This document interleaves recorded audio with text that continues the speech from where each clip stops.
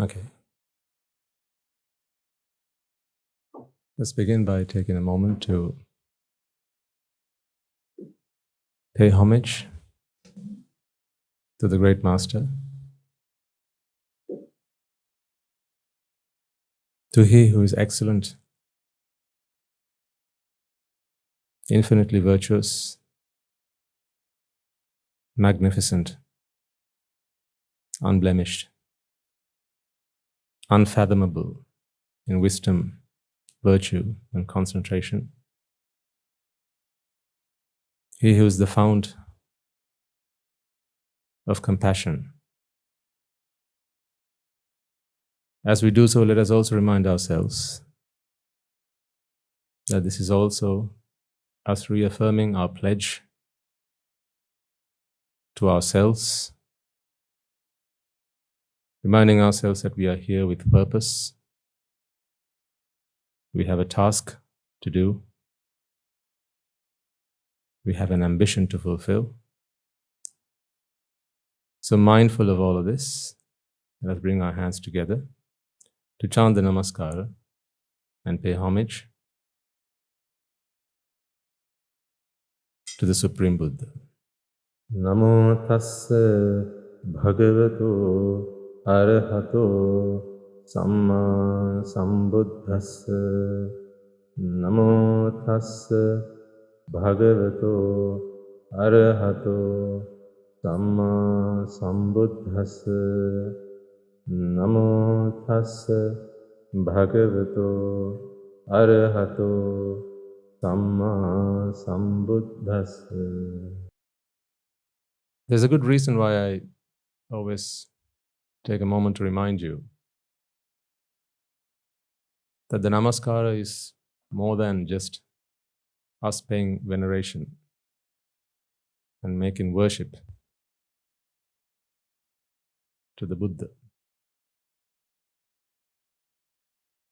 Because we've always grown up, right from our very young ages, wanting to impress someone. As young children, we wanted to impress our parents, and we thrived in the recognition that we got out of it.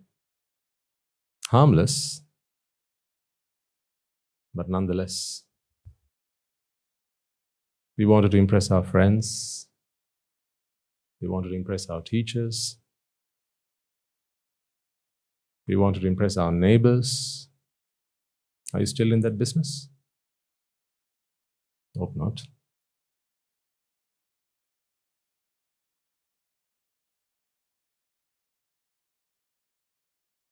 And then, on one occasion, it might even have occurred to you, shouldn't we impress the Buddha? Because there are some people who go about impressing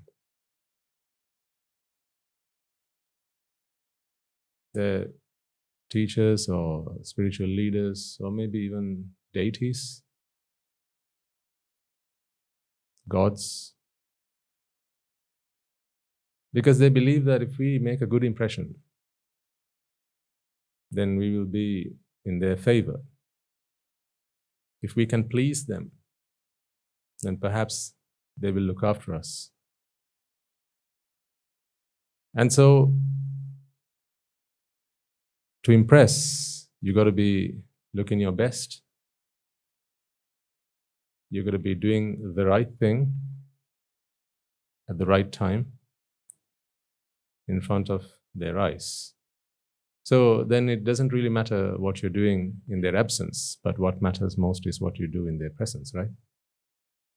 Think about how you wanted to impress your parents and maybe your friends, and then you were in your best conduct. When? Yes, in their presence. Things that you would have done, things that you might have said in their absence, you didn't dare say in front of them, because you were very careful about the impression that you were making on them. Have you seen people, and everyone does it, nothing essentially wrong with it. I'm just trying to prove a point here. You've seen how in the presence of someone who can make a difference, can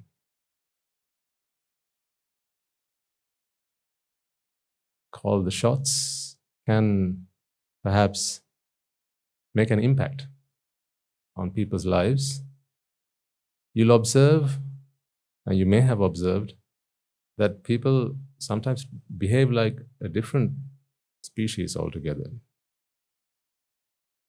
They behave very differently. They might say that this is us showing respect, this is us showing regard. And I agree that that might be what it is. But at the same time, there's an undertone of wanting to make a good impression. When you have visitors round, there's a way you behave at home. When you're at the workplace, there are things that you wouldn't do that you might do at home amongst your closest. And of course, vice versa. So making an impression is a big thing for people. When people begin to think that this namaskara is a veneration to the Buddha, it might come across as something that we do to impress the Buddha. Now, sometimes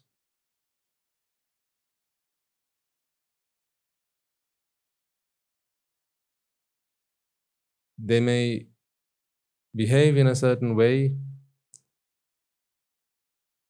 in the presence of a Buddha, in the presence of a monk, in the presence of a teacher,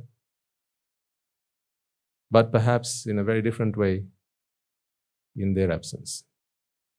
So this is why I remind you that this is more than just a veneration to the Buddha, but rather it is a pledge.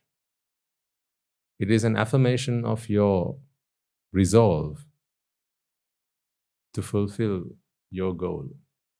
Because when you always have purpose, now it doesn't matter who's watching, does it? It doesn't matter who's watching now. Because if you have somewhere to go, and if you want to get there and you want to be there as soon as possible,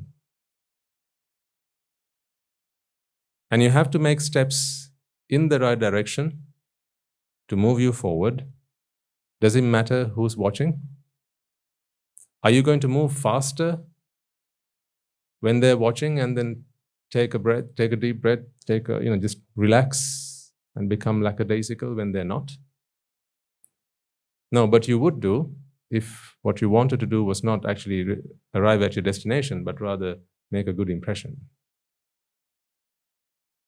on whoever it is you wanted to impress. But you see, when we remind ourselves our purpose of being here, now it doesn't matter whether the Buddha is here or not. Then it doesn't matter whether the Swamin Wahanse is here or not. It doesn't matter who's around you. It doesn't matter whether the devas are watching or not. It doesn't matter whether your spouse knows what you're doing or not. It doesn't matter whether your best friend knows what you're doing or not. It doesn't matter whether your parents know it or not. It doesn't matter whether the police or the law enforcement agencies know what you're doing or not. It doesn't matter who knows, because someone else does. Someone always does. And who is that? You do. You always know. And you have to live with that conscience. But that's besides the point. My point is if we all have purpose and if we have a destination that we want to arrive at and we want to get there as soon as we can, the question is not who's watching. It's like in the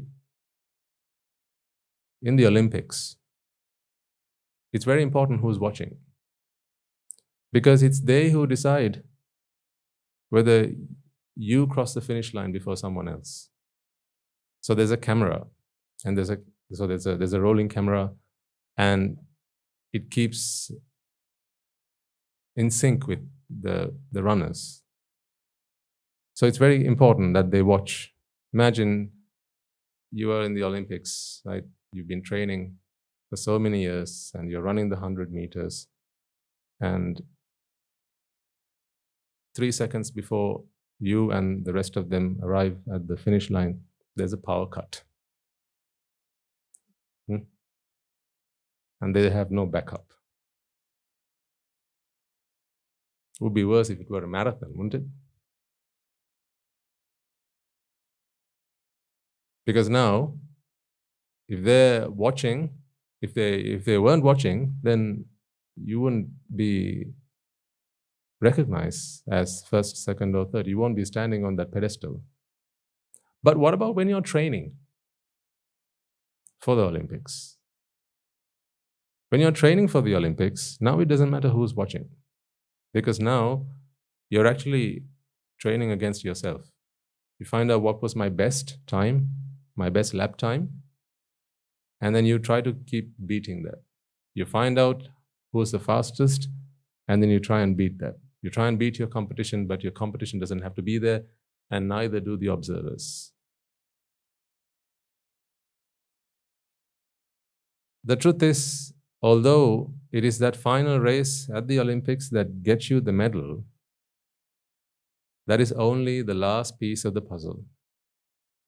It's all that hard work and deliberation leading up to it that won you the medal. This is why last week or the week before, I reminded you, inspiration and motivation can only get you so far. It is ultimately your determination and your discipline that will get you to your destination.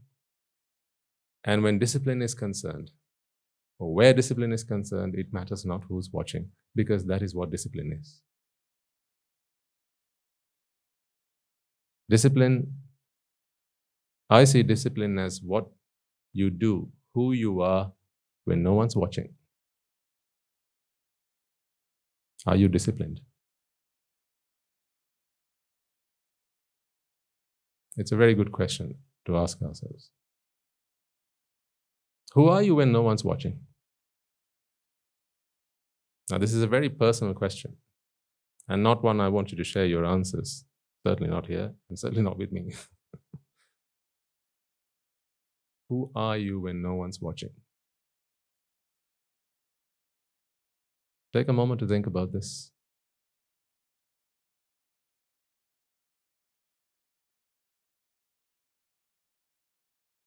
When your parents don't know what you're up to, when your husband doesn't know what you're up to, when your wife doesn't know what you're up to, and if you're a student, when your teacher doesn't know what you're up to, when the Buddha doesn't know what you're up to, who are you then? That is the real you. That is the real you. That is the guy we need to try and get to Nibbána. Perhaps that's not you on a Saturday morning.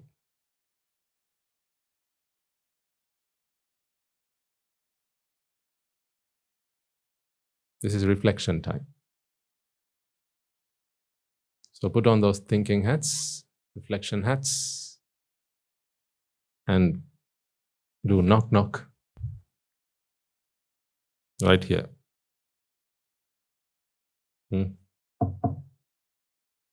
Who's there? Me. Me who? Me when no one's watching.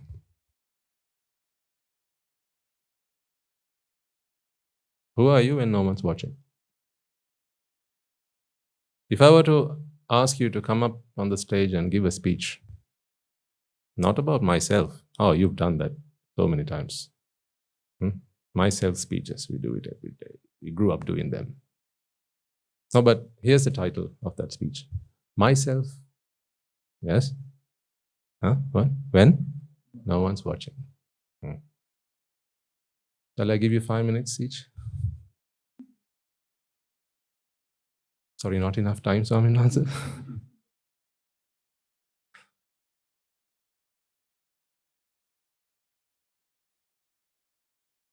That's the guy we need to get to Nibbána.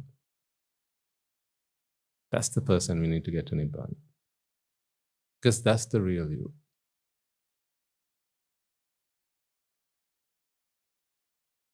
It may not be who arrives on a Saturday morning or even leaves here on a Saturday evening. Because on a Saturday, you are somebody else. And that is okay because your environment, this is the nature that nurtures you, right? But who are you in your natural environment? Your natural environment is the environment in which you are, not the artificial environment. This is a very artificial environment. Very. I'm asking about who am I when you're not here? Isn't that the true test of whether I'm a monk or not?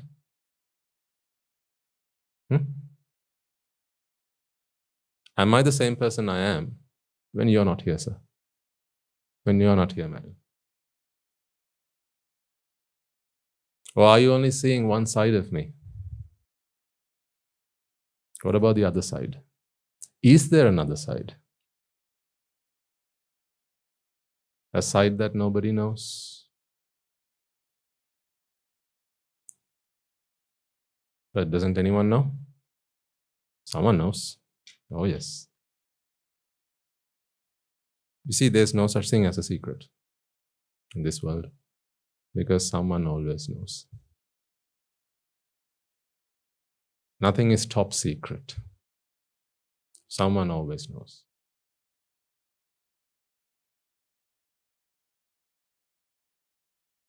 If you want to make a good impression, the person you ought to be making a really good impression on is not the Buddha. It's not the Swamin Wahanse, it's not the teacher, it's not your husband or your wife or your best friend or your neighbors. Make a damn good impression on yourself.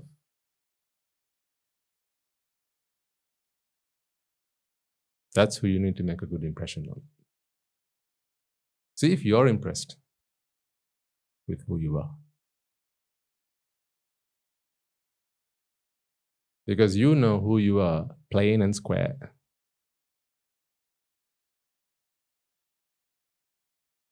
See if you can make a good impression on yourself. Because dressing up, putting on that makeup, metaphorically speaking, pretending to be someone you're not, are all things you can do in front of others, and trust me, they will be fooled. Don't they? Yes. They will be, and they are fooled. So making that impression on others is an utterly useless task. You can do it because it is socially what is expected of you, right? So you wouldn't walk out the way you woke up. So you'll have to trim yourself up, dress up, smarten yourself up, all that, right? And there'll be things that you should not be saying, should not be doing in the presence of others. But what about who you are when no one's watching? Take a few moments. I'll ask you this question and see if you can give yourself an honest answer. Okay? You can lift your virtual left arm if the answer to this is no. You can lift your virtual right arm if the answer to this is yes. And as it's virtual, I'm not going to see it. Okay? Right. So virtual left arm for if the answer is no. Virtual right arm if the answer is yes. Fair enough? Okay. So virtual, okay, please. Got that? Yeah? Virtual with a capital V. Right? So here's the question. Are you impressed with who you are?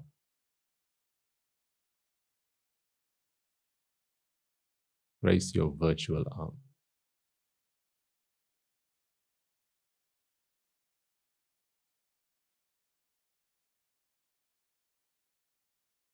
Do you like who you are? Do you want your children to be someone like you? I'm asking about the real person, not the person your neighbors know, not the person your friends, not even your best friend knows. Do you want your children to grow up to be someone like you?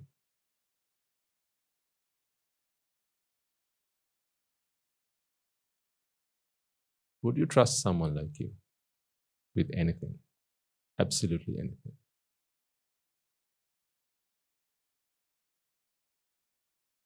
If you weren't yourself, would you mind being left alone in a dark room with someone like yourself?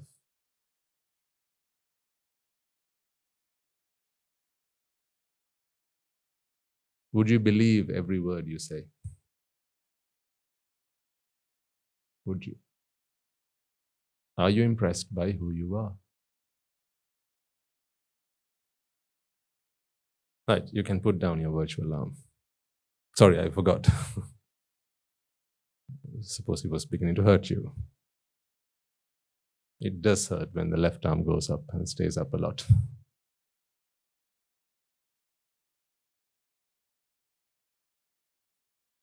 So here's the deal.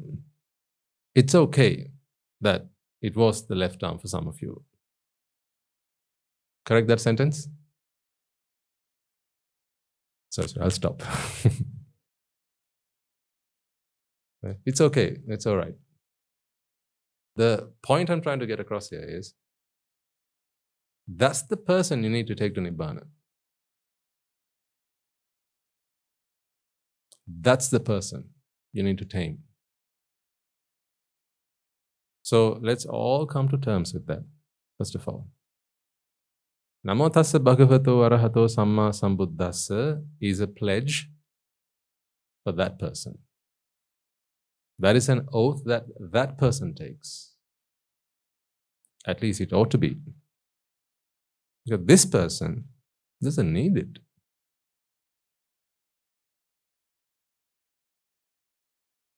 You're already Samma Sambuddhas, aren't you? Look like it.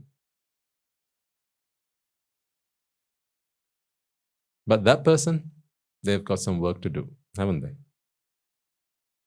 They've got their work cut out for them. So these talks, these sermons, whatever you want to call it, the guidance you get from here, all of that is to help that person. So make sure that when you come in here, when you come to the monastery, and you're not Saturday Nibbána people, are you? Hopefully not. We only sell Nibbána on Saturdays.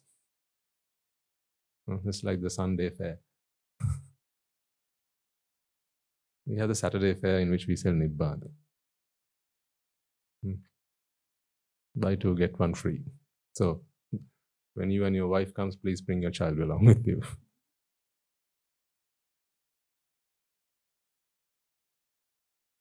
So you shouldn't be Saturday Nibbána people, because Saturday is not the only day that you are the real you. Because you are the real you every day of the week, every hour, every minute, every second, right? Every waking moment. That's the person that you need to take to Nibbána. Now, I'm going to ask you a second question. This project that you have, what's the project that you have? Taking that guy, not this guy. taking that guy to Nibbána, right? So you have, it's a project. So it has to be done within a limited period of time. You can't take forever and ever to do it, okay? How big of a project do you think it is? How does it feel? Is it a behemoth of a task? Is it like trying to put down a mammoth? How do you feel about it?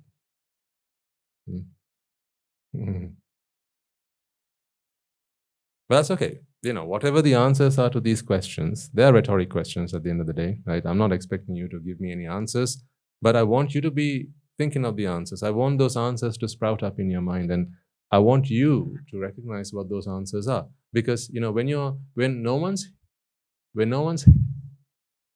hearing, when no one's listening to what you have to say, that's usually when you are very honest.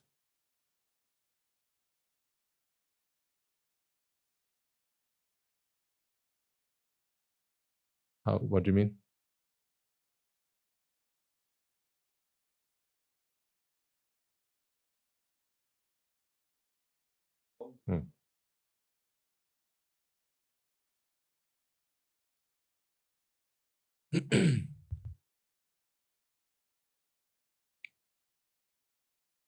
I'll answer that, okay?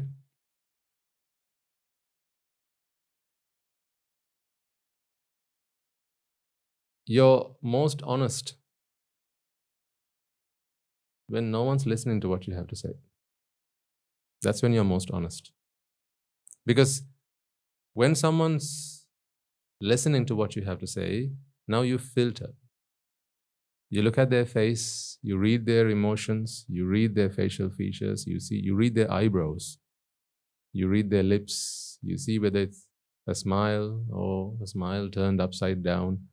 And then depending on that, you attenuate the words that come out of your mouth. And sometimes they may not be exactly how you feel on the inside. But like when you sing in the shower, no one's listening, right? Hopefully. Unless you receive complaints from your neighbors. So, then you just sing your heart out. If I ask you to go and make a confession, because that's what they do, like in the church, people go and make confessions, and they feel that they're actually making a confession with God. That's how people feel. Of course, it's not God in the next chamber, but it's the Father in the church. But people have this confidence that whatever is said will remain within those four walls, and nothing's going to go out. So then those confessions start flooding. Now, it might even be that even those confessions are not entirely honest. Sometimes, you might feel a little bit reserved or hesitant because there's someone else on the other side. What if? Just what if? What if they saw me coming in and they know who I am? They recognize the voice and so on. But imagine you went somewhere into a thick forest maybe, or up onto a mountain, and there's no one around. It's just, you and nobody else, just nature. And you were given the opportunity to speak out and say who you really are. Just, put it all out. Just get it all out. Get it all out of your system. Just vomit it all out.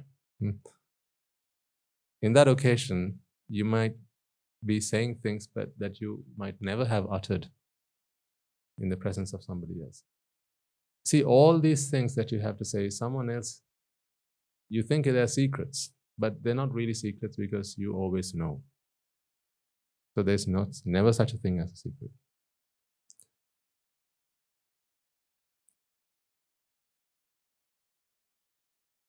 This is what called being genuine is.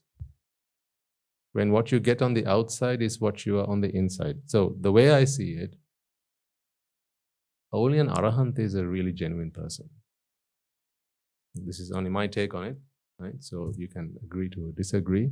But the way I see it, only an arahant is a purely genuine person, because what you see is what you get.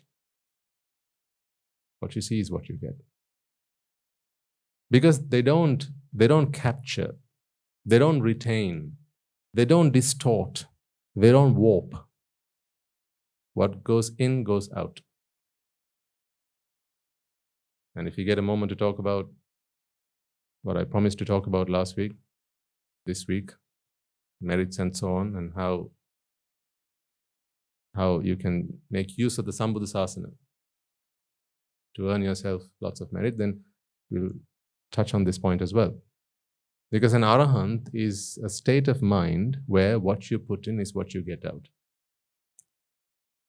That is not to say that an arahant doesn't filter depending on the environment, depending on who's out there. That's not to say that. But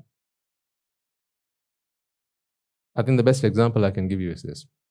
Yesterday, one of my students, he came and he was talking with me and he said, I feel, so this is in his words, he says, I feel that as my teacher, there should be nothing about me that you don't know. I said, okay, carry on. So he said, I want to have that kind of relationship where everything and anything that has happened to me, that is happening to me, you need to know about it. And I said, okay. So then he said, I've got a few things I want to get off my chest. I said, whoa. So we've only got 1.5 hours. So I said, right, let me offer you something instead. I said, imagine you had a file, right? And a file in which you had lots of paper, sheets of paper. Say you had 100 sheets of paper and you had a file. This is all about you. Now, if you walk in here and I asked you at random, can I have a look at sheet 26, please? Actually, no, give me 27. At that point, you should be able to go, yep, sure, here you go. And then I say, okay, I would also like to have a look at sheet number 86. Yep, here you go. How about 13? Here you go. And let me see, 92.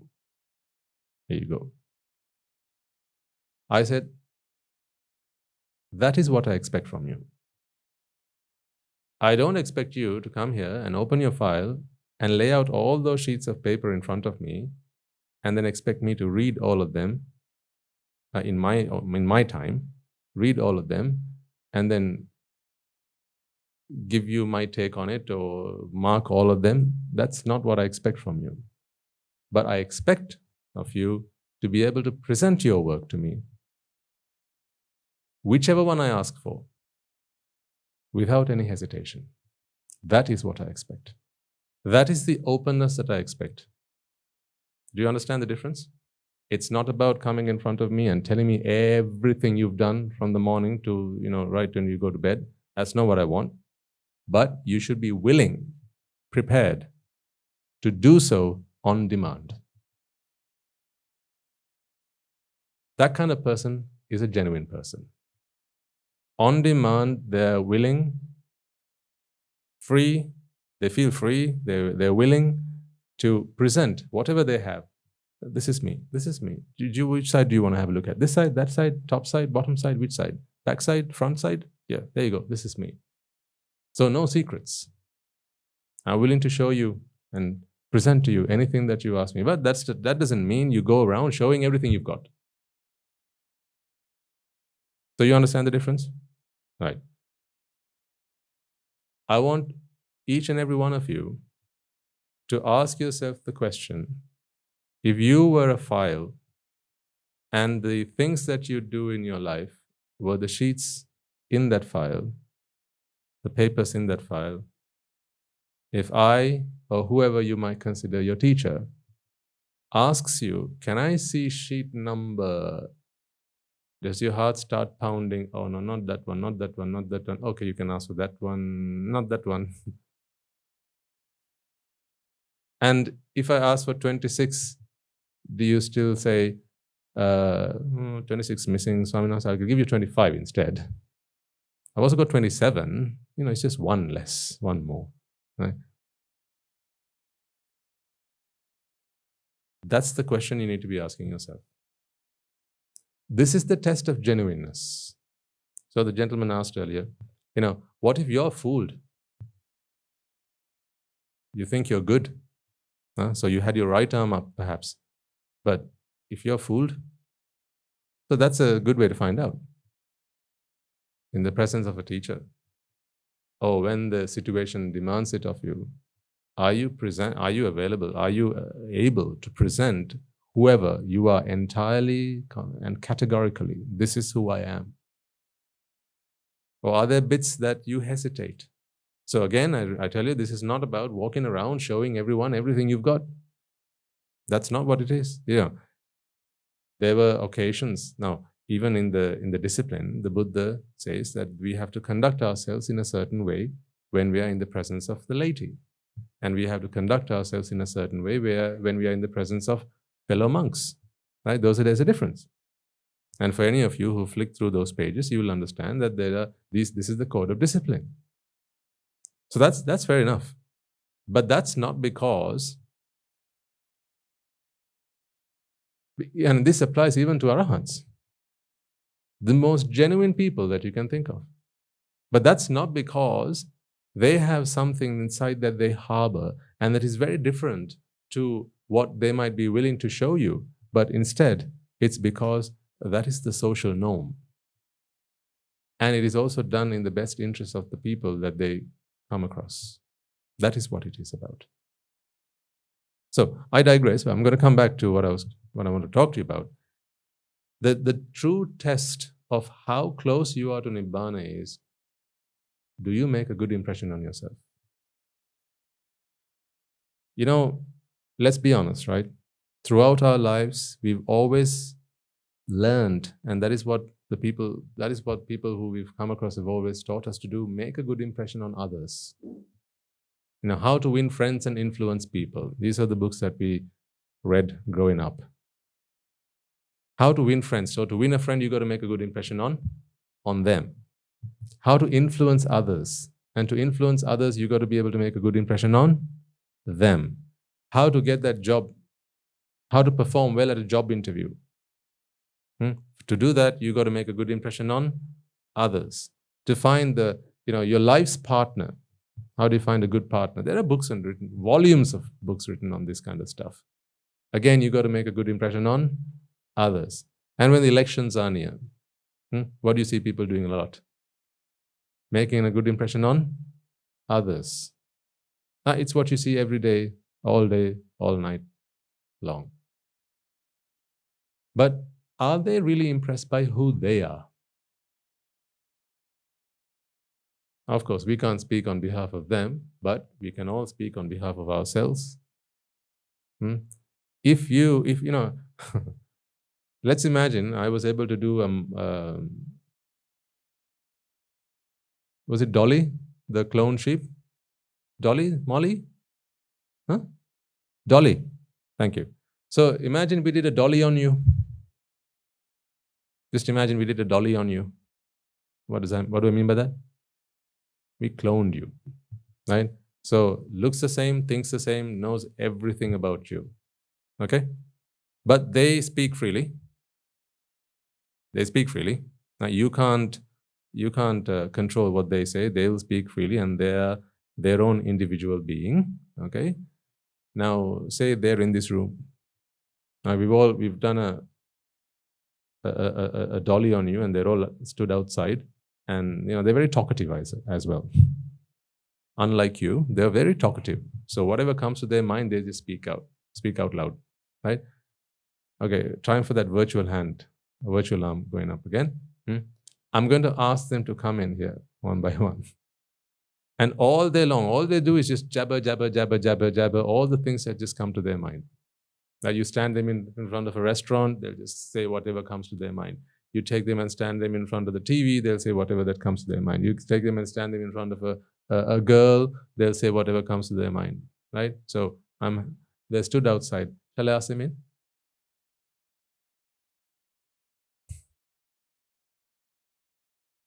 You're Dolly?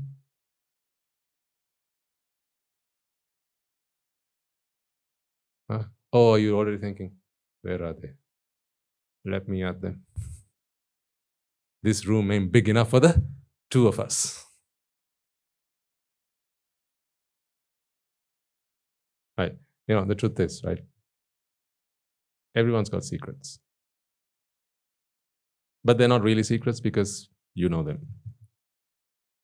The only thing I'm asking you to do here, first, be okay with that. Okay, so I'm not trying to unsettle you. I'm not trying to say, God, look at you. You people are just disgraceful. You're terrible people. How dare you? Look at all those secrets that you have and all the people that you pretend to be in front of others. That's not what I'm saying here. I'm saying, first, let's acknowledge that that's the person that we need to guide to Nibbána. That's the person you really need to make an impression on. So I can't ask you to stop making an impression on others, because when we live among other people, we have to do it. It's not a choice that we have to do it. But there's one person that is most important of all, on whom you ought to make the best impression. It's you and yourself.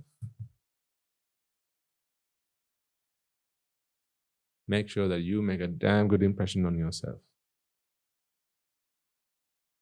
You when no one's watching.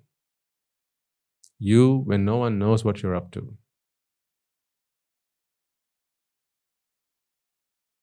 That's what matters. If you don't like that person, don't expect anyone else to. If you don't like that guy, if you don't like who you are when no one's watching, right? If you don't like the things that he or she does, if you don't like the things that he or she says, or particularly the things that he or she thinks, don't expect anyone else to. It is said that devas, they can read minds, and even demigods, or like these creatures, not spiritual, but like the pretas. It is said that they can read minds, right?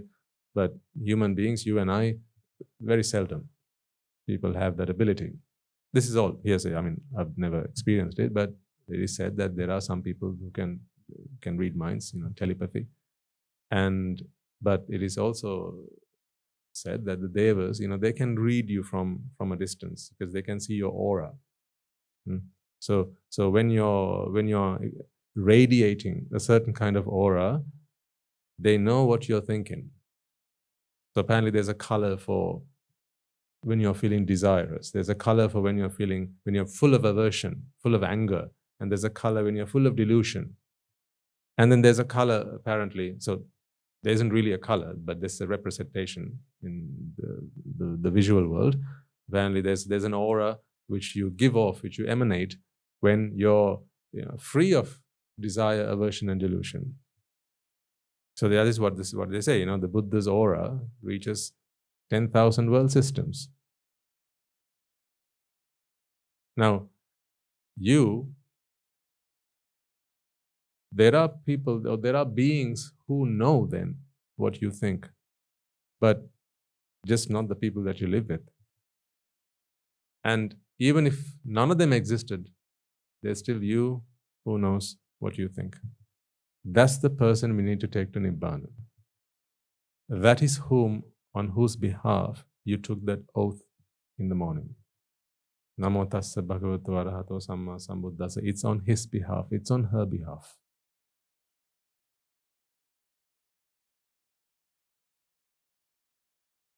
So the most important thing, what I want to get across in this part of the talk, I've talked to you so far, is first of all, acknowledge that.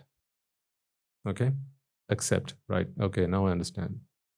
It's not this, it's that guy that I need to help. That's the project. This is not the project, that's the project. Secondly, once you've acknowledged that, be at peace. because everyone has this. That's not why you should be at peace. But if you are very unsettled with that person, if you are very angsty with that person, if you don't like this person, if you feel like, I'd rather go hang myself than be this person and always think about who this person is, right, then again, Nibbána is a long way off for you. The first thing you need to be able to do is what a doctor would do with their patient. First, they acknowledge the patient, and second, they are okay with the patient. They're okay with the patient, right? So whatever complaints you have, dear patient, I'm okay with that. I'm here to look after you. It's fine. That's my job. If there's nothing wrong with you, then you wouldn't need me. In the same way, you should be speaking to yourselves and telling him or her, if there was nothing wrong with you, right, then you wouldn't need me. In the Dhamma, the Buddha says, right, love all beings as a mother would love her only child. Where do you think that should start? Of course, it should start there. Love yourself like a mother loves her only child. Love yourself. What do I mean by love yourself? What I mean is, accept your flaws. But for that, you have to acknowledge who you really are. If you don't acknowledge who you really are, you're already not accepting your flaws. You don't like to see those flaws. So therefore, if you don't like to see them, you're not going to address them. That's like when a patient goes to a doctor and the patient starts complaining about this and that and this and that, and the patient says, don't tell me about those things. I don't like those diseases. I don't like those ailments. Just tell me about this stuff. That patient's not going to get a lot of help from the doctor. Life is a project, folks. It's a project. Life is a project of taking that guy. Which guy? Myself, when no one's watching. Life is the project of taking that guy to Nibbána. That is what life is. Taking that guy to Nibbána. We might all have defined life in very many different ways. Life is this, life is that. What is life? What is existence? What is all this, that, and the other? The way I see it today, life is a project. You have all been so fortunate to come across the Sambuddha Shásana, which helps you and guides you to take that guy to Nibbána. But first, you need to identify and recognize that guy, who that guy is. And if you've identified that guy, now be compassionate towards them. That loving kindness that you emanate from your heart, that should reach them more than, before it reaches anybody else. So you should be okay with your flaws. Now, on some occasions, we do these confession sessions with people, right? And just imagine you doing the confession session. Now, you're taking someone's confession, right? Someone coming up to you and they're just divulging everything they've done in their life. Right? I've done this, I've done that. Oh God, all the horrible things I've done.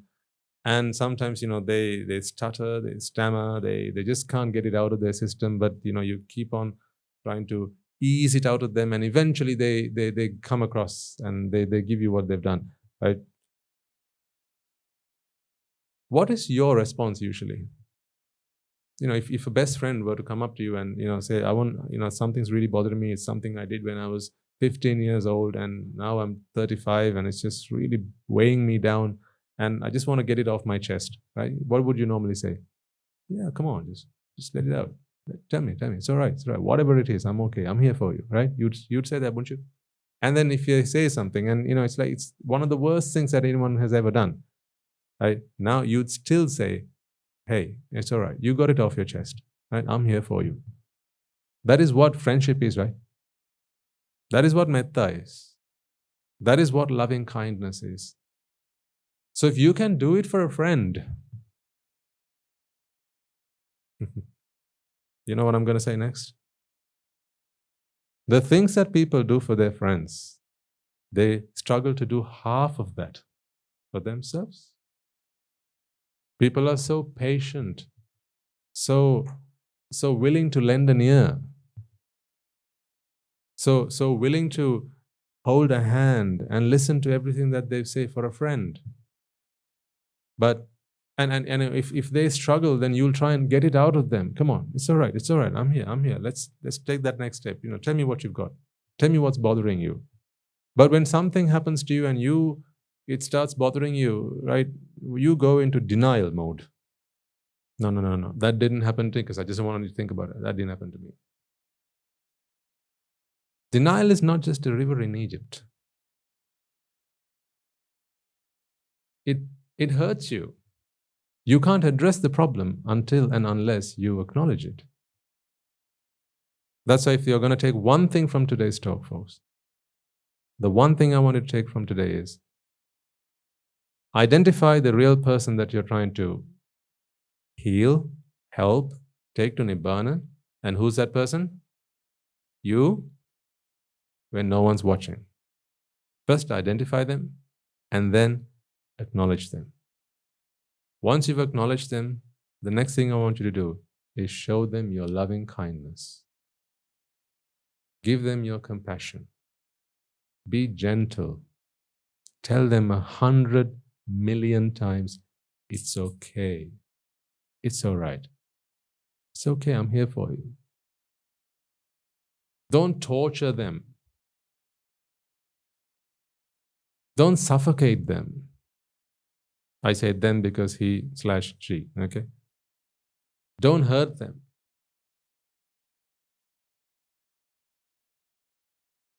Because that's who's there for you. That's all there is. He or she is the only person that you have. That is your project. If you kill that guy, then that's the end of your project. What is the point of you being here? What you're doing right now is learning how to tame that dragon. I'm giving you help to do that. What do you think I'm doing? Something different? You think I'm doing one thing and asking you to do something else? No, I'm doing the same. What does everyone do? Everyone does that. What do you think the Bodhisattva did? Exactly that. It is said, like, right, those few moments before he attained his Buddhahood, right, all sorts of images started to appear in his mind.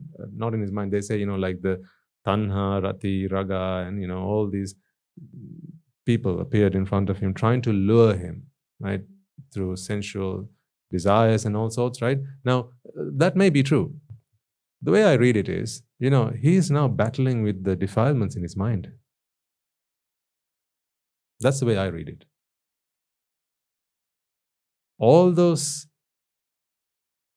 nooks and corners in his mind, those deep, dark corners that were never touched earlier, that lay dormant. All those defilements that lay dormant, it's time to now flood them all out. Because, we are just about to get a Buddha, awakening, enlightenment. So for there to be light, there can't be any darkness. So those few moments, right? And it is in the scriptures. It just says the last few moments, but that's what he's been doing all his life, right from when he determined I want to become a bodhisattva. Right from that point, his quest was always identifying who I am, the real me, acknowledging them, and them trying to show loving kindness, compassion, and abundance of that towards that. That is how an arahant is born. That is how an arahant is born, when they have learned to love themselves properly. So who's an arahant, if you ask me? It's someone who really has learned to love themselves. That is an arahant. Now, this will sound quite the contrary to some of the things that I've said in the past. I would have said, don't stop thinking about yourself and start thinking about others. Altruistic love is what we're after. So you might think, whoa, what's on? Oh, hang on. Did you get out of the wrong bed today, or wrong side of the bed this morning? What happened? What are you talking about? Yourself? I thought we were about others and not about the self. The thing is, it's one and the same. If you understand really what I'm trying to get across to you here, it's one and the same. In the Arya Maitreya, we say, may I and all beings in all worlds, right? To an Arahant, I and all beings in all worlds are on the same level. To a non-Arahant, the I is in front of everyone else. Right? The I comes first and then everybody else comes. But what the Arahant does, what the Arahant state of mind is, everyone's the same. It has never been that others have taken a more important or a more primary role than the self, because for anyone who has a self, whatever they do is to satisfy the self to more or less a degree. You can't completely ignore the self and do things for others. It's not technically possible, although we might like to dress it up in those words. It's not technically possible. So we can start talking about the merit and how that works, right? As soon as this point is clear to you. So who's an Arahant? An Arahant is someone who has learned to love himself. That is why an Arahant, they put their masks on first before they put on someone else's. The Bodhisattva becomes a Buddha first, and then he teaches others how to become Buddhas. So he who loves first, he helps first. So who do you think the Bodhisattva loved most?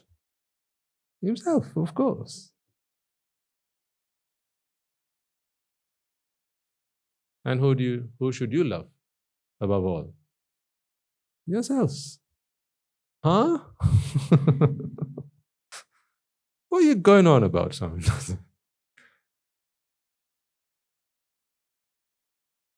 If you're intelligent enough and you know what I'm talking about, you realize that I'm saying the same thing. I'm just expressing it to you in different words. Remember the guy who said, I'll look after you and you look after me? Yeah?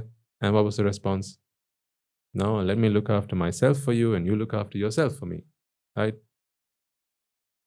This is what we do on our path on Nibbána. We service ourselves for the benefit of others. We improve ourselves for the benefit of others. We develop ourselves for the benefit of others. We heal ourselves for the benefit of others. Not we go around healing others. Not we go around developing others.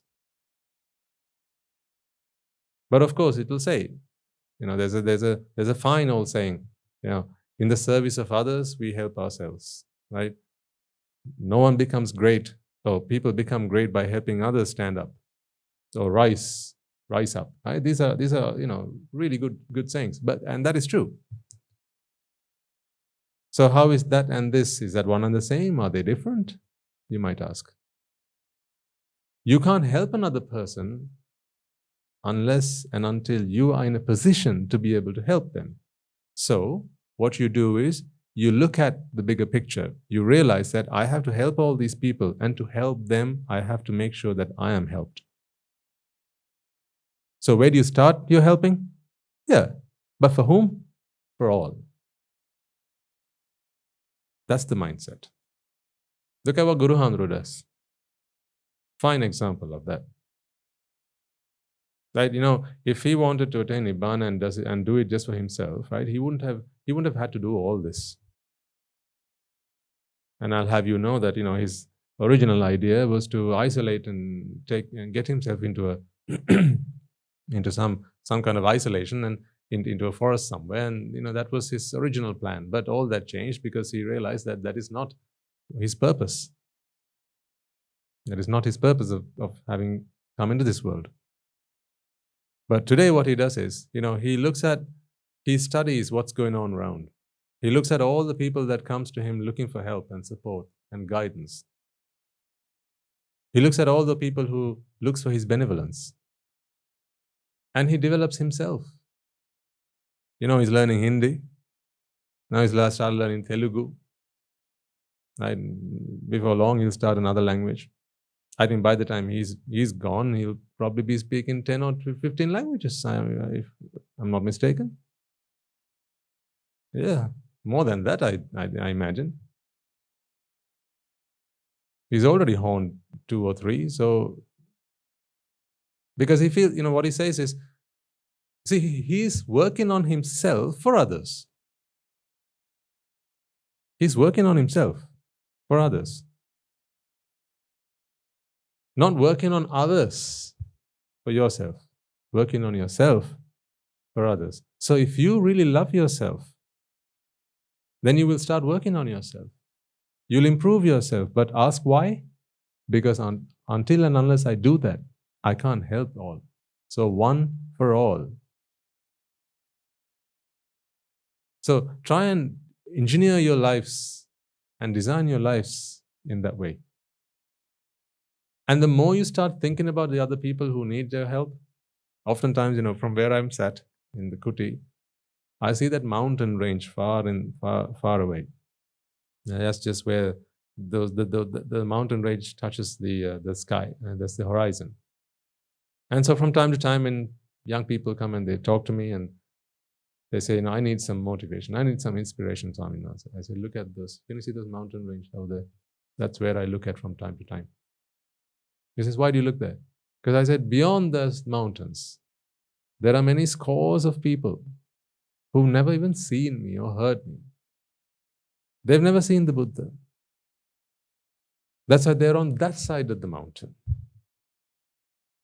Because if they had, where would they be? On this side of the mountain as you are. So there are many, many, many people out there. And no matter how much I call out and ask them to come, they're not going to hear me because they're on the other side of the mountain. Sound doesn't travel to the other side of the mountain. So there's only one way I can reach them. I've got to take myself over to the mountains and then climb the mountain and then call out to them.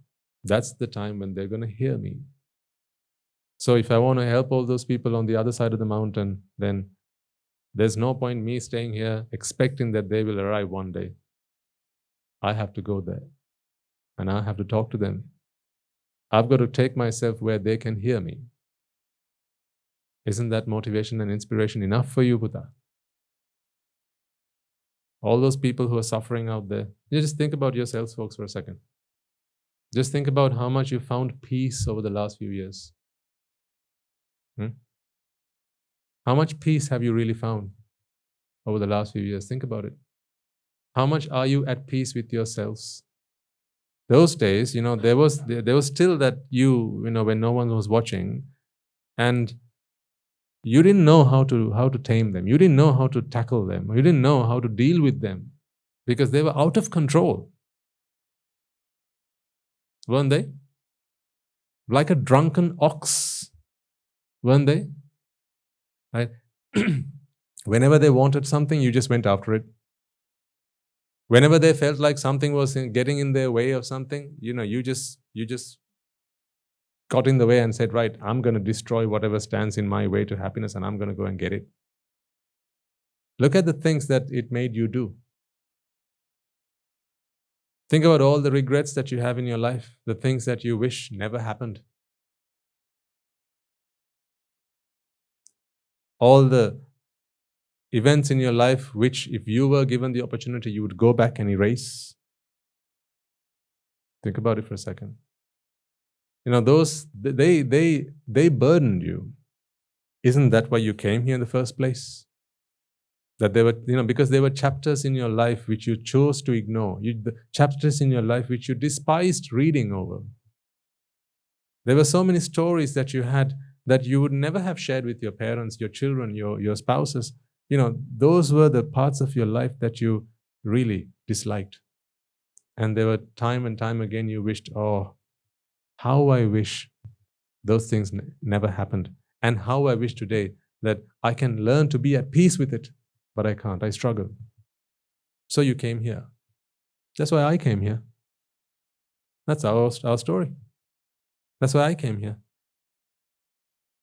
I came here to learn to love myself. That's why I came to the Shásana. To learn to love myself truly, dearly, and genuinely. Today you love yourself. Far, far, far more than you used to. Today you acknowledge your weaknesses, your flaws. your shortcomings. Because it is a flaw. That is what it is. That is all it is. Today, the Dhamma has helped you to recognize, to identify a flaw as something that you can put on the analytical table and stand back and look at it and go, all right, okay, so we have a problem to solve. You're learning to not identify yourself with the flow. So now you're at peace with it. This is what the Dhamma has done for you, meaning you've actually learned to love yourself. Don't you love yourselves more than you used to? Of course. So the more you learn to love yourself, the more you have become compassionate towards yourself, and you are emanating loving kindness. You are now able to spread that out far and wide and help other people do the same. No one's got problems with others. You hear that, right? No one's got problems with others. Everyone's got problems with themselves.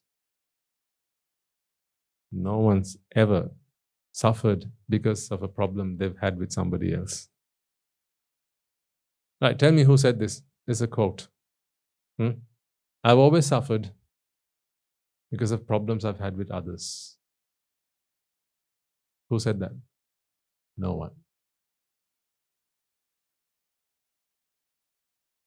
I've only suffered because of problems I've had with myself. Who said that? Everyone.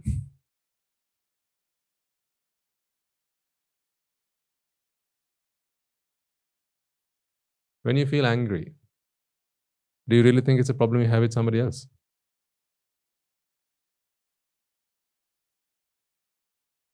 When you're annoyed, is that a problem you have with somebody else? No. You know that resenting feeling when you feel angry? You don't remember being angry now? You do? Huh? Good, okay. Others, we can't do this practical experiment, right? Remember the last time you were angry, right? When you feel anger, you recognize that uncomfortable feeling, that we label anger, right? This really uncomfortable feeling on the inside. It's like a volcano about to erupt. That something's bubbling up inside. It's just, that feeling, right? Anger, yeah. Anger is an expression of you struggling to conform to a different state of mind. That is what anger is. So there's a present state of mind. There's a different state of mind that you need or you have to get to now, because the situation and the circumstances demand that. But you're struggling to do that. Say, for instance, you go shopping on a Saturday. Okay? But this Saturday, it's not going to work out. Oh, no, we can't use that because Saturday is your Nibbána day, right? Forgot. All right. Let's do it the other way around. Saturday is your Nibbána day. Right? And Sunday is your shopping day. So, but on Sunday, something else has to happen. Right? Something's come up and you can't go shopping on Sunday now. So the only choice left is a Saturday. Now your current state of mind is, Saturday is my Nibbána day. So you have to go to the monastery on Saturday. Right? So now say your husband or your wife comes up to you and says, right, honey, no can do. This weekend we're going to have to go shopping on Saturday. Now you've just been presented with a different state of mind. A different state. You're not there yet mentally, but a different state has just been presented to you. An alternative state. Now, that alternative state is not the reason for anger, because if it were, then everyone has to be angry with going shopping on Saturday. So then they'll have to have supermarkets should close on Saturdays, because no one likes going shopping on Saturdays. That's not the case, right? But your state of mind is Saturday is my Nibbána day. It's not the day I go shopping. Now there's what do you call it? There's a potential difference. There's a potential difference, like when you have a current, right? There's a difference in potential. So that potential difference now has to be reconciled.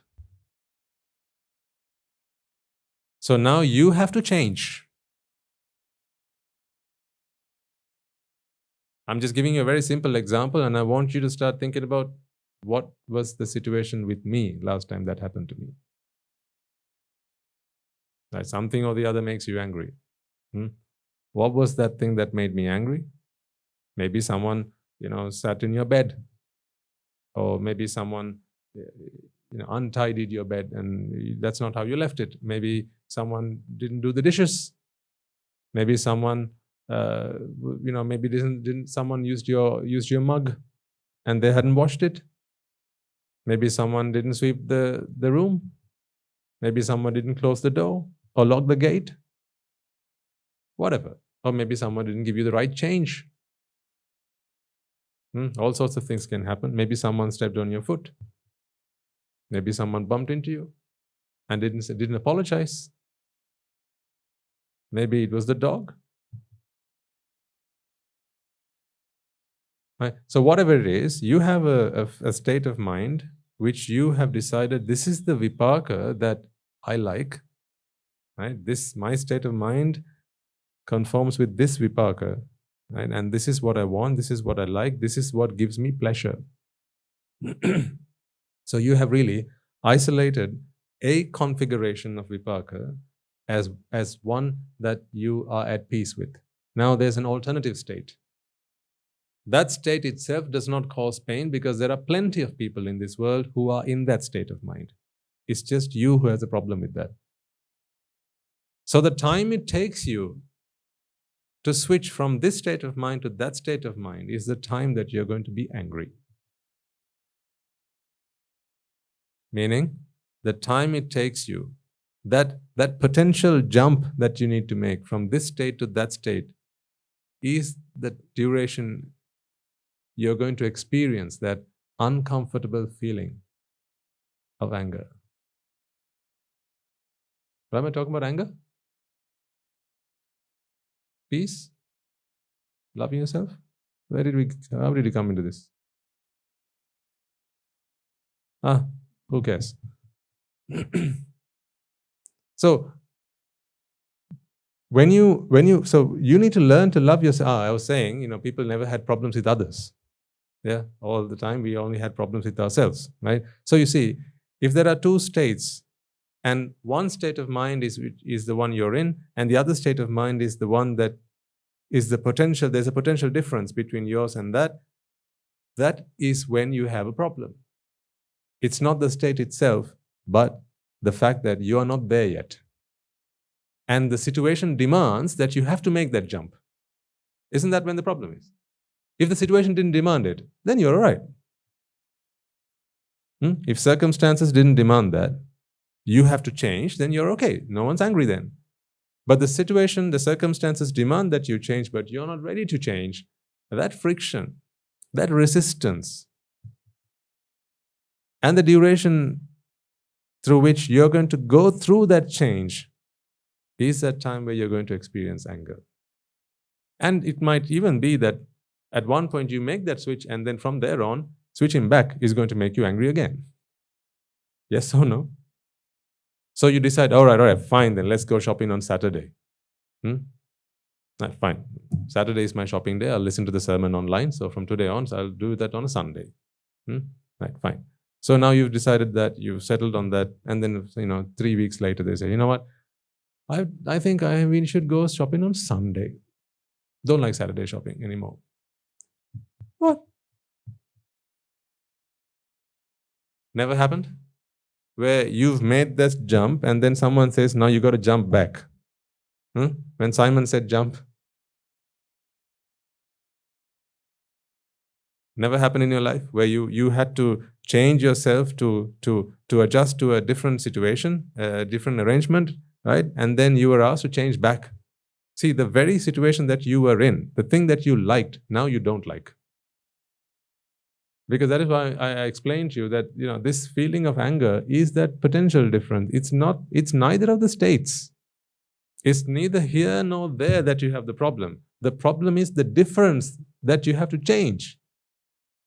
See, that's where the problem is. You like this? Today, I say stop using red. I want to start using blue. You like this, you like red. I say, no, stop using red, start using blue. Oh, fine then. But red is your favorite color. But now, see, this is what you like, this is what you've been asked to like, this is what is demanded of you. Now, while you make that switch, that duration of time is like Meena Rashi, Mesha Rashi, during that period where you make that jump, that is the inauspicious time. It is during that time you feel this experience anger, right? But at some point you're going to make that jump. Let's imagine at some point you make that jump. Now again there's a potential difference between that and that. Now if they asked you to jump back, again there's going to be resentment. Why? Because it's neither this state nor that state that causes you anger. It's this difference. It's that gap. So these are things to recognize. And again, as I said, first identify who you are, who you are when no one's watching. Then acknowledge that. And then after that, learn to show them compassion and loving kindness, and slowly help them up. Right, now I want to be faithful to my word, so I'll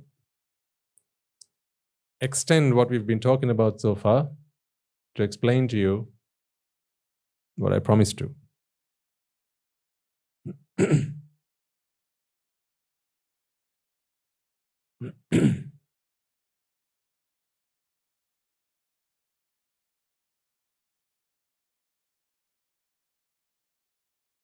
So I think what I wanted to explain to you was last week we had the Dakineyu, alms giving, to 100 monks at our monastery. And I wanted to explain to you why it is that it matters. Two things matter, really.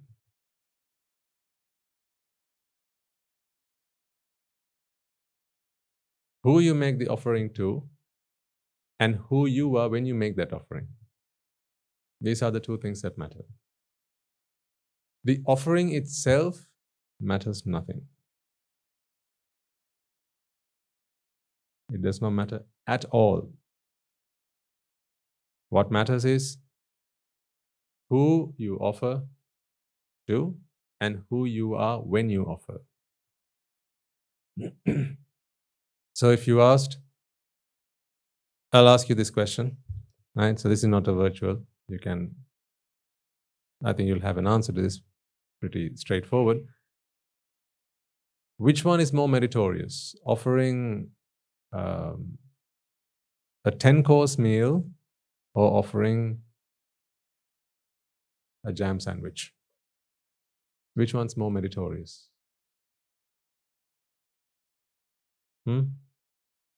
Of course. Because there is no merit in a 5-course meal and there is no merit in a jam sandwich. The merit is not one of the ingredients when you make a sandwich, right? So it's not there in that. Merit, we need to understand merits. It's very important that we understand merits. Why is it important that we understand something? Of course. Well done. Well said. When we understand something, we can do it correctly. That's why we go to school. That's why we learn science. That's why we learn math, whatever. That's why we learn to cook, so we can do it correctly. As I learned. There was a time when I couldn't eat my own cooking. University life taught me how to cook. And university life gave me plenty of stomach aches as well before I learned to cook. But that's a discussion for another day.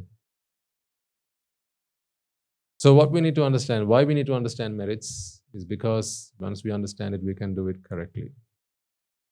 I know for a fact that you all put in a lot of time and effort to devise creative, imaginative ways of doing merits, and you really exert yourself. Sometimes you spend a lot of money. But merit is not in money. Merit is not in the thing that you give. It's not in this. So, offering this to the Swamin Wahanse does not earn you any merits at all. This itself.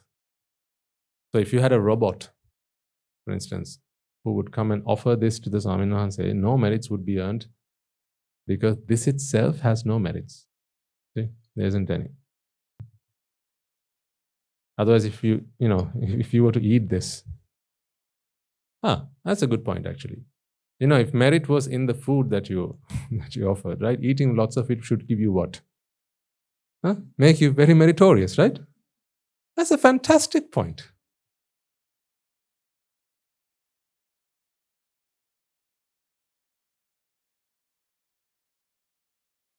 So then all the monks around the world should be very meritorious because they consume all the food that they give, and people in the hotels, animals should be very meritorious. An elephant should be very meritorious because all they do is eat all day long. So it's not in the food. So it's not in the thing that you offer. I'd say, imagine you offer a kuti. It's not in the kuti. You offer a bar of soap. It's not in the soap. It's not in any of the things that you offer. So let's get that straight first. So then how do we earn merits? When we talk about the subject of merits, there are two aspects, as I briefly mentioned earlier. Who's receiving it and who's giving it. So we call this the Wipáka party and the karma party. Who's receiving it is the Wipáka party. I'll use those words because deeds and results doesn't really make a lot of sense when we're talking about this, okay?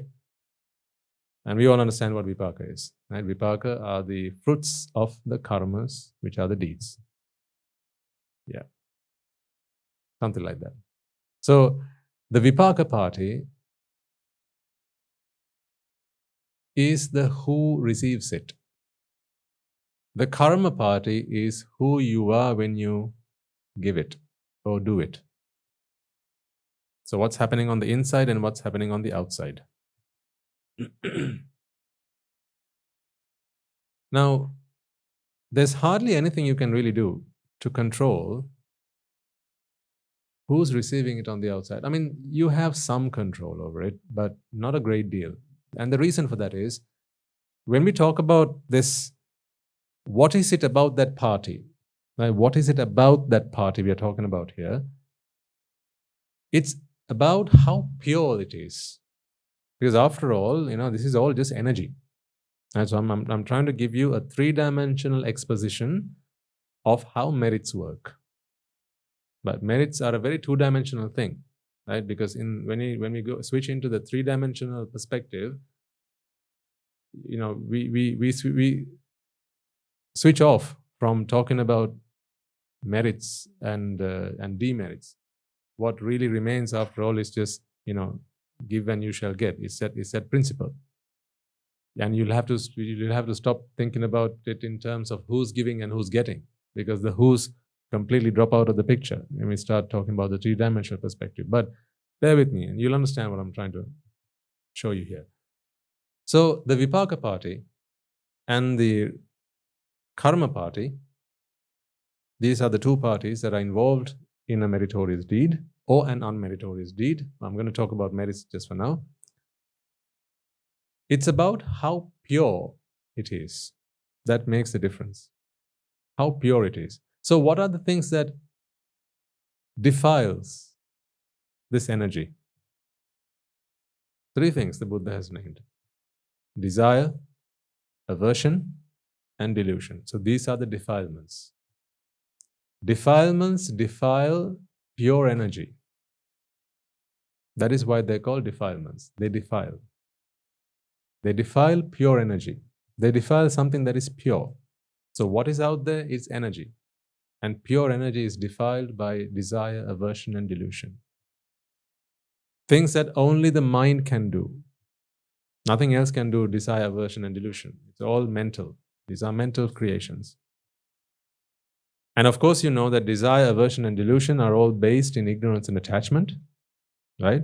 So, therefore, when we ask the question, what determines how much something is pure or this energy is pure, you can give the very short and simple answer: the absence or presence of ignorance and attachment.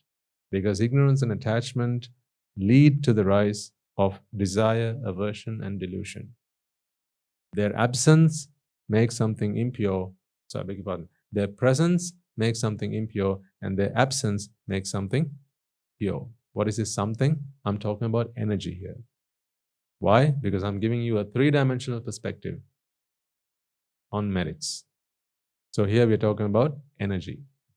If I was to switch down to a 2-dimensional perspective, I'd be saying, parents and teachers and elders and, poor people and helpless people, right? And you be a good person, and that person, this person. That would be a 2-dimensional exposition. So, now let's get into the nitty-gritty of this.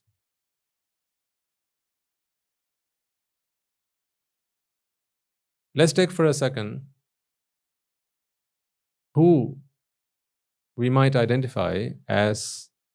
I'll start with the Buddha. Okay?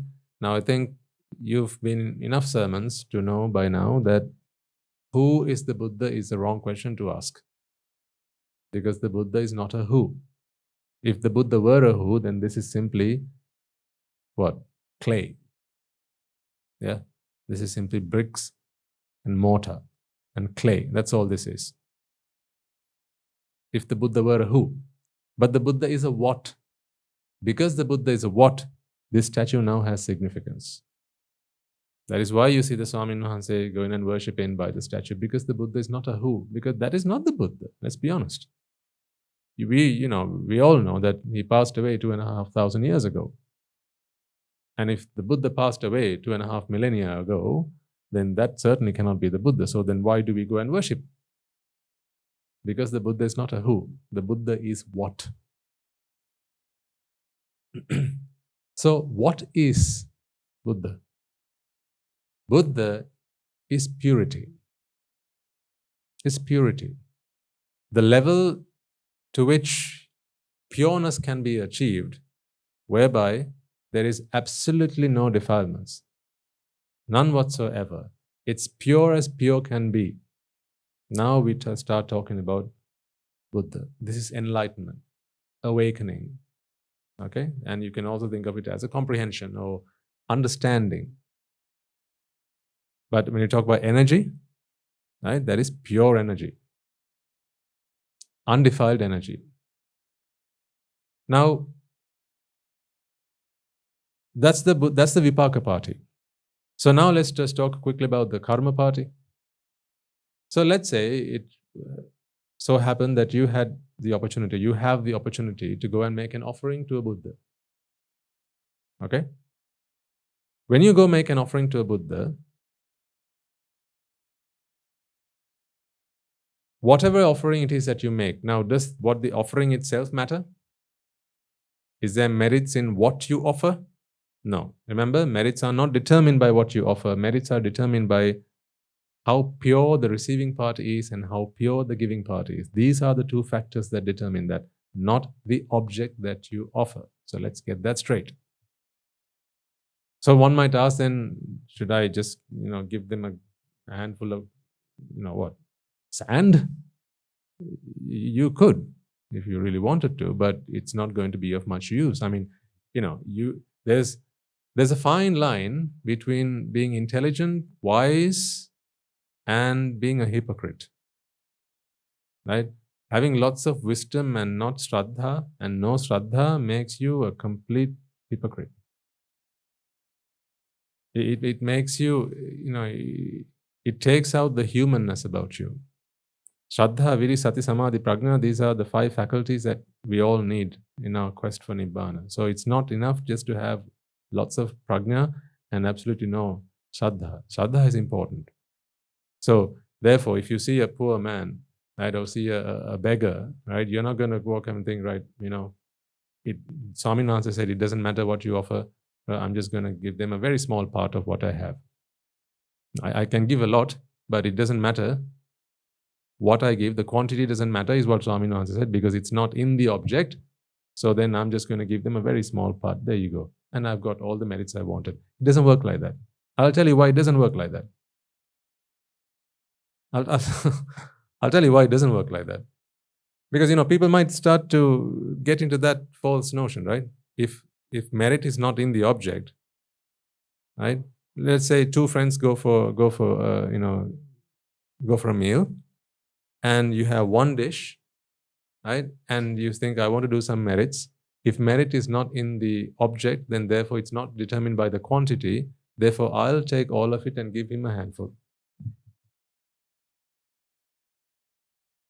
Think about why that doesn't work. Yeah, exactly, because you're not pure. If you honestly ask yourself, right, the guy when no one's watching, right, if you ask that person, why is it that you just gave a handful, and why did you keep the rest for yourself? Now you have the answer to that question. At least you could have gone half and half, at the very least. But no, you thought, well, I like this. Therefore, I'm going to keep as much of it as I can for myself and just give the bare minimum. Meaning, you're not pure. That is why it doesn't give you a lot of merit. That's why, perhaps it might be that someone gives, a huge meal or a feast as an offering, and then you see a poor man, maybe gives all he has is a slice of bread, and when that is also offered to him by somebody, he sees another fellow beggar by the street and he says, can I give you half? How come that earns more merits than someone giving a feast? Because it is not determined by what you give, but it's determined by how pure. This is volition. This is intention. Therefore, this is karma. See, the Buddha says, volition is karma. Intention is karma, right? In other words, how pure that intention is. The more that intention is doused in desire, aversion, and delusion, and therefore in ignorance and attachment, and therefore to preserve the self, by that much, this is an impure task, an impure deed, and therefore the amount of merits that you earn are determined by that. So let's go back to making that offering to the Buddha. So in the Wipáka party, this is probably as pure as pure can be, because you have a Samma Sambuddha to whom you are now making this offering. And on your side, does it matter what you're going to offer him? Whether it's a bowl of rice or a grain of rice, does it matter? No, it doesn't matter. What matters is how pure you are here. Now, how do we define pure here? The same way we define pure anywhere when we're talking about energy. Mind energy. Mind energy is made impure by what again? Desire, aversion, and delusion. These are the 3 defilements. So you see, when you begin to practice the Dhamma, you begin to understand that all things that were done before your understanding of the Dhamma were done to preserve, support, and nourish this hoax that was the self. It was a hoax, complete hoax.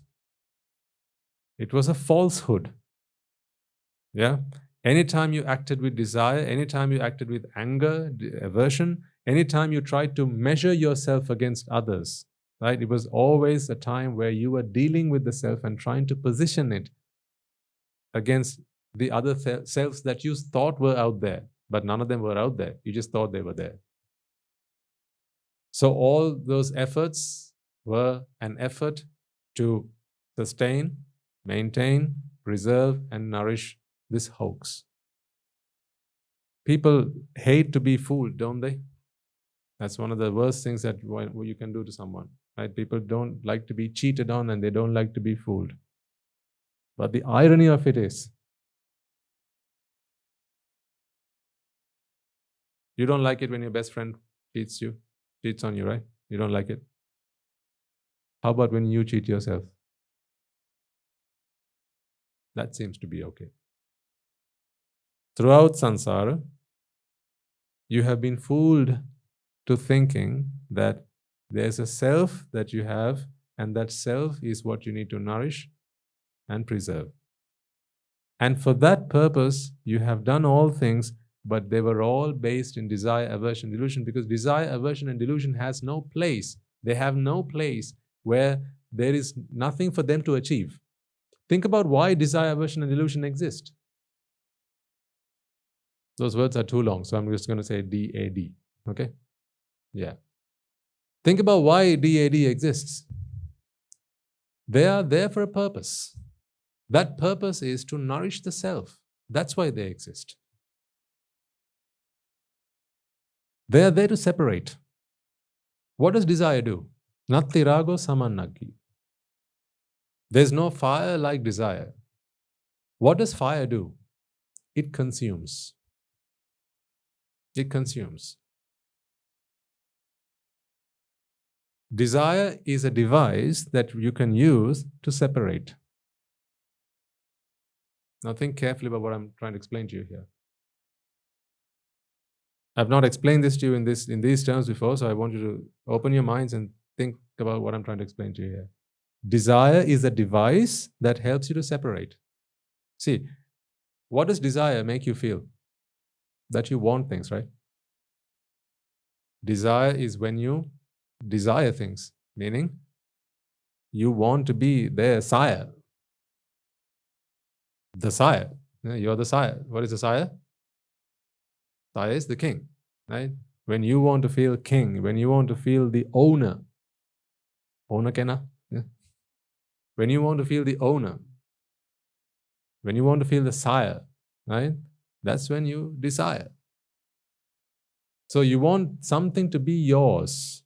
So therefore, this is a device to separate things for yourself.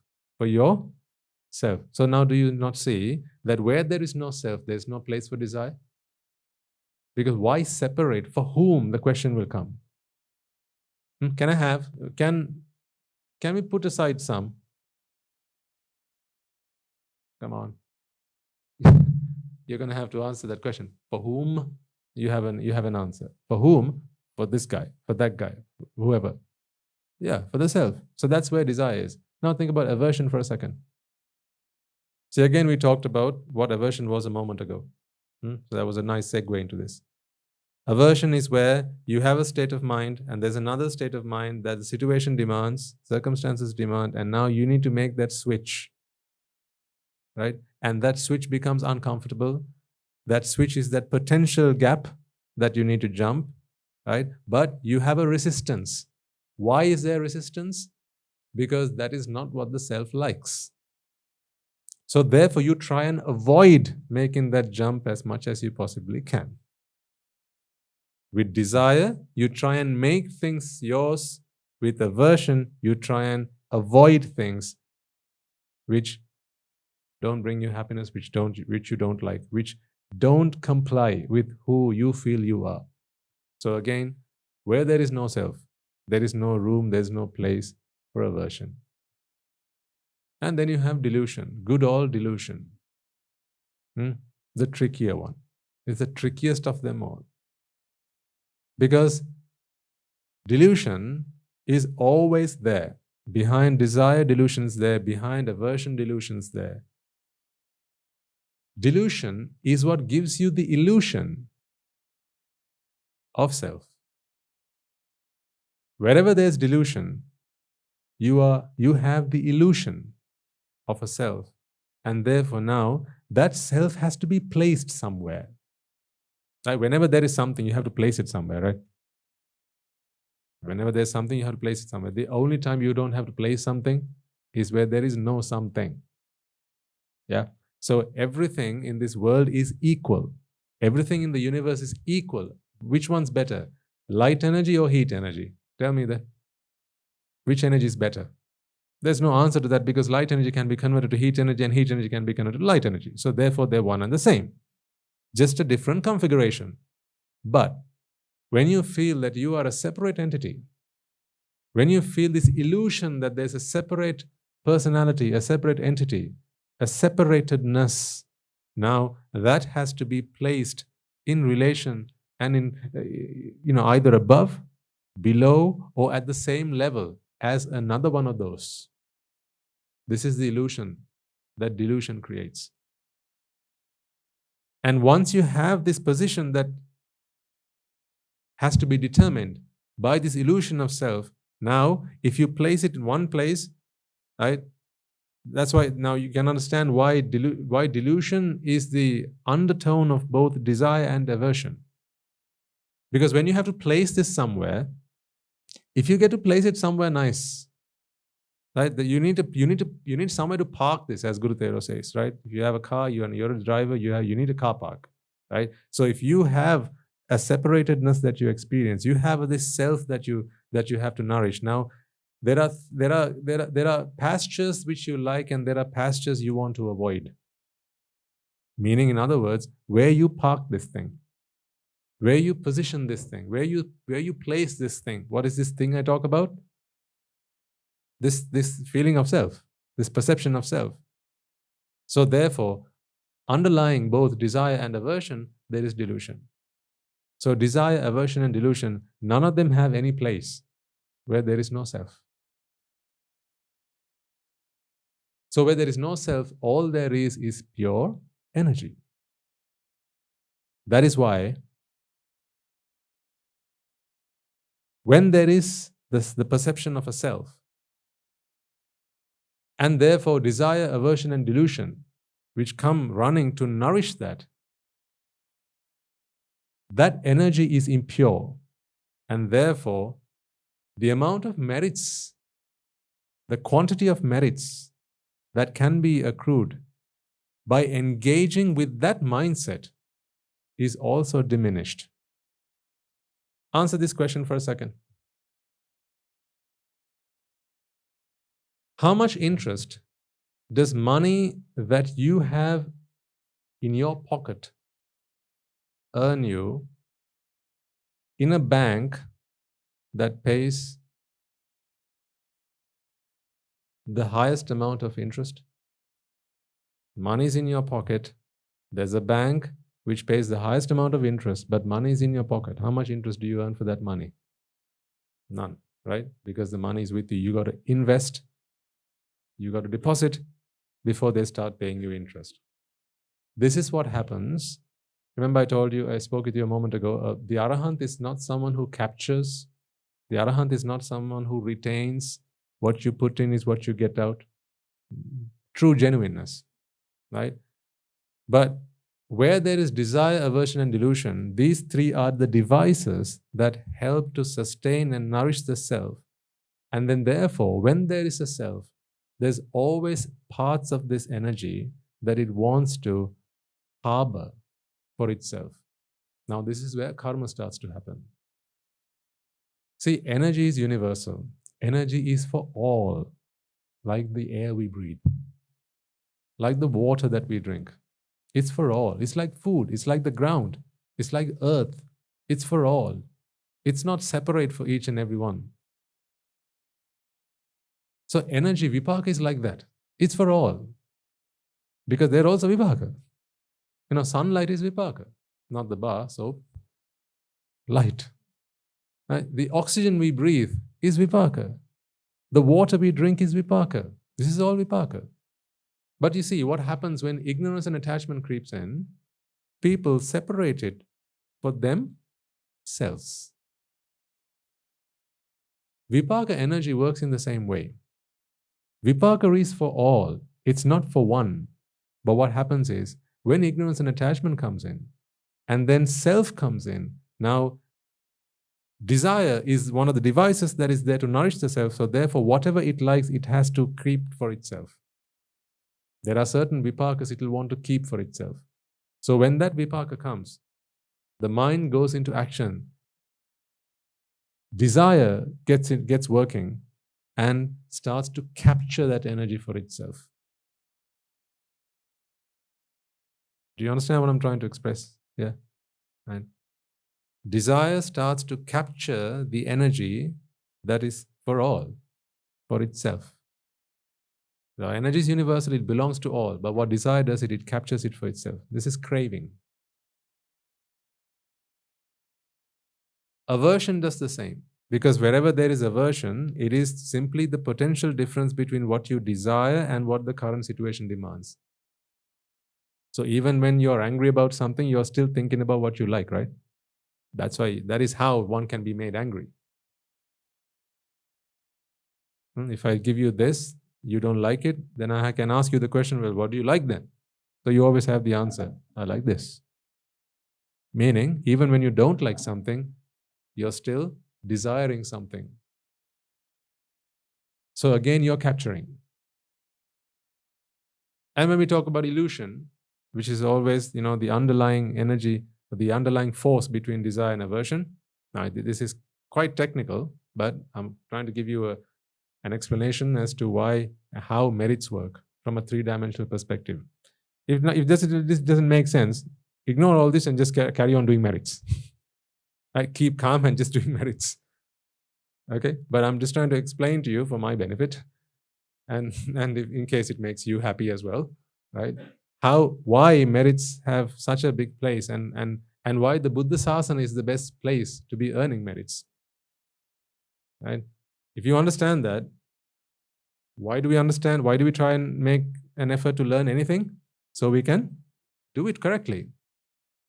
Now, you work hard, you toil, you labor trying to do some, I've seen how you carry those mutukuda, those umbrellas, right?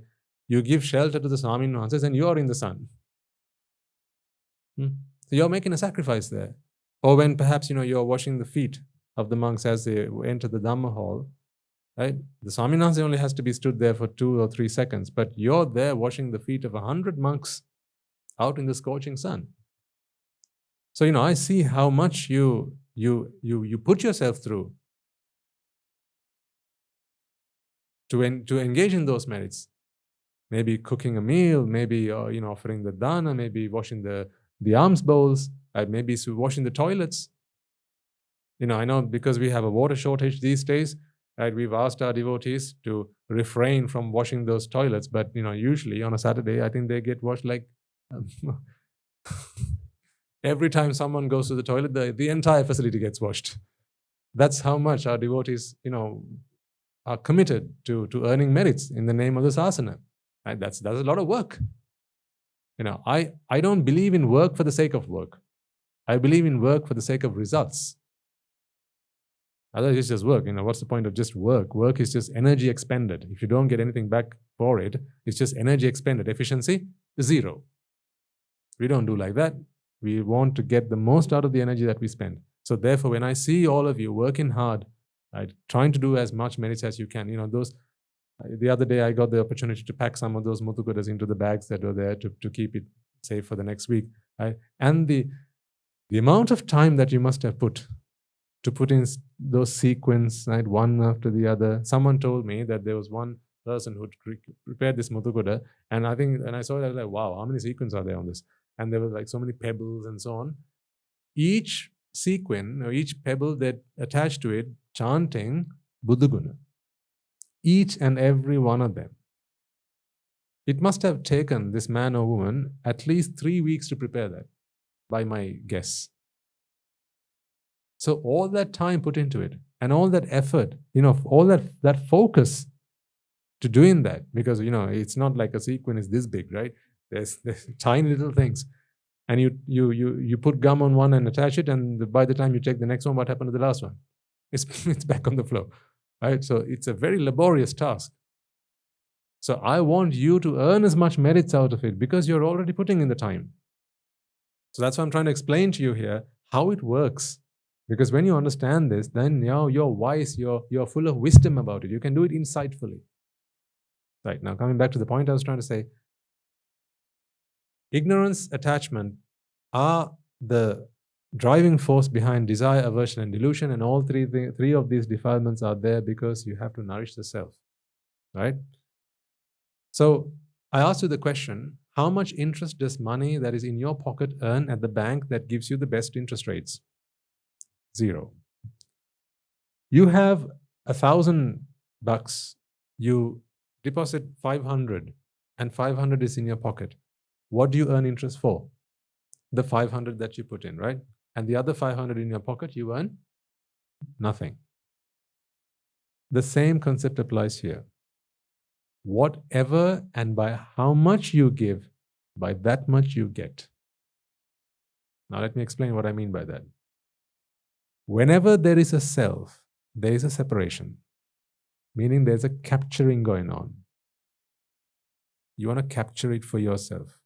Whatever you capture, you don't release. Fair enough? Yeah, whatever you capture, you don't release. Whatever you release, you free. It's gone. Meaning, you give the opportunity to go and start earning interest. If you had 1,000 and you only gave away 500, that 500 that's in your pocket earns you nothing. In the same way, whatever you capture from the Wipáka that comes your way, that Wipáka earns you nothing. It's just captured energy. But what you give out is what goes and gets invested in the Wipáka party, and that's what you get back. So whatever you give, that much you get. Now let's take a simple example. Let's take the Buddha again. So there's a Buddha and you want to make an alms giving to the Buddha, right? An alms offering. I'm going to take the example of a Pruthakjana, someone who has no understanding of the Dhamma. Okay? For them, there is nothing bigger than and better than who? Themselves. They don't see what the Buddha is. They see who the Buddha is. In other words, for them, the Buddha is a person. And actually, they've not really seen the Buddha, because if they're a Pruthakjana, they haven't understood the Dhamma. But they think that the Buddha is a nice guy. He's a nice guy. He doesn't harm anyone, doesn't hurt anyone. Probably like the better version of Mahatma Gandhi. That's how people would think, right? So he's a nice guy. So if he's a nice guy, I want to help him. I want to give him something. He must be hungry. So maybe I'll give him a meal. Just maybe help him out a little bit. And it makes me happy doing so. It makes me really happy doing that. So when you say it makes me happy doing that, that diminishes some of the merit power, because you're doing it for your happiness. Yes, you're doing it for your happiness. Whatever energy you capture for yourself, you cannot give away. Therefore, there is no opportunity for that energy to go and be complemented by the purity of the Wipáka party on the other side. So imagine the Buddha, in our analogy, is the bank account, which gives you that great amount of interest. Yeah? If you keep a portion of that for yourself, saying, this is the part that makes me happy, so I do it because it makes me happy, right? You can only give away some of it. Because whenever there is something that makes you happy, there's going to be a line. If you cross that threshold, it's going to then make you unhappy. Simple science, right? This is simple logic. If there's something that makes you happy, there's always going to be something that makes you unhappy. So you have a line that you draw. So say, for instance, if you make that offering to the Buddha and the Buddha says, no, you know what, I don't want any more today. Oh, don't say that.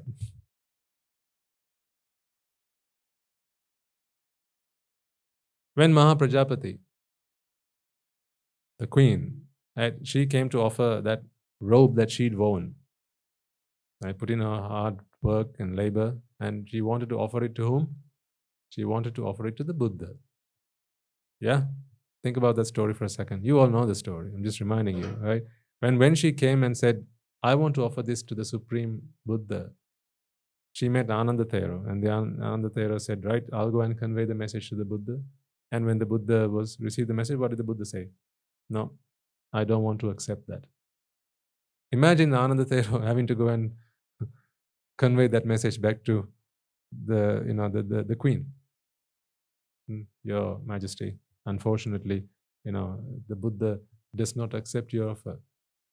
I mean, we know Mahaprajapati as being, such a benevolent queen. So, her reactions wouldn't have been quite the same as what I make it out to be. But, for anyone else, Joe would have dropped like somewhere here. I fed him. I looked after him. When his mother wasn't there, I was the mother who looked after him, and he refuses my offering. What? She didn't say that. This is my version of it. Mahaprajapati is offering in the 21st century. This is my version of it, right? Like a parody of it, right? But, then the Anandathera goes back to the Buddha and says, Venerable Sir, please don't do that. You must have more kindness and compassion towards your stepmother. Please, would you kindly accept the offering? No, Ananda, I'm not going to offer it. I'm not going to accept it. And then again, on repetitive requests, the Buddha says what? It is because I understand how much of a sacrifice she made that I don't accept it, and instead I want her to make that offering to the Mahasangha. Because the Mahasangha includes myself, but not only me, all.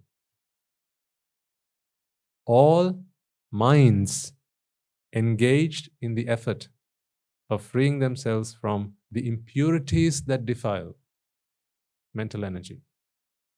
Now, Mahaprajapati, the queen, she didn't understand this. At least not to the extent that the Buddha does. No one does. So she didn't understand it. And not having understood this, she was insistent that it had to be made to the Buddha. Because you see, in her mind, there was a Buddha. There was a Buddha. So if we asked her, who's the Buddha? She would have pointed her finger and said, see, that's the Buddha. That's who I want this offering to be made to. But now, for someone who understands the Dhamma, for someone who understands anicca, dukkha, anatta, the reality, the truth, they begin to understand that the Buddha is not a person. The Buddha is a state. It's a state of mind. It's awakening. It's enlightenment. It's freedom. It's peace. It's compassion. It's loving kindness. It's equanimity. That's what Buddha is. So it's not a person then. It's everything but a person. It's everything but a person. So then it matters not who physically receives this offering. Then she would not have insisted on even making that offering to a person, to a human being. She could have left it somewhere. In fact, she didn't even need to bring it to the monastery. See, that's why you can make offerings at home.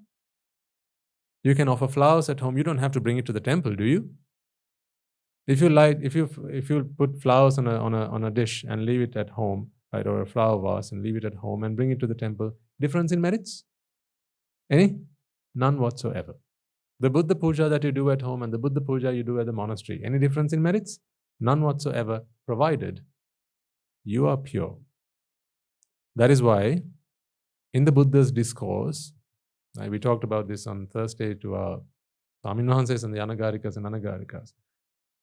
In the Buddha's discourse, there's one called the Dakkina Vibhanga Sutta, where he gives an analytical exposition on on charity, on dana, giving, right, making offerings.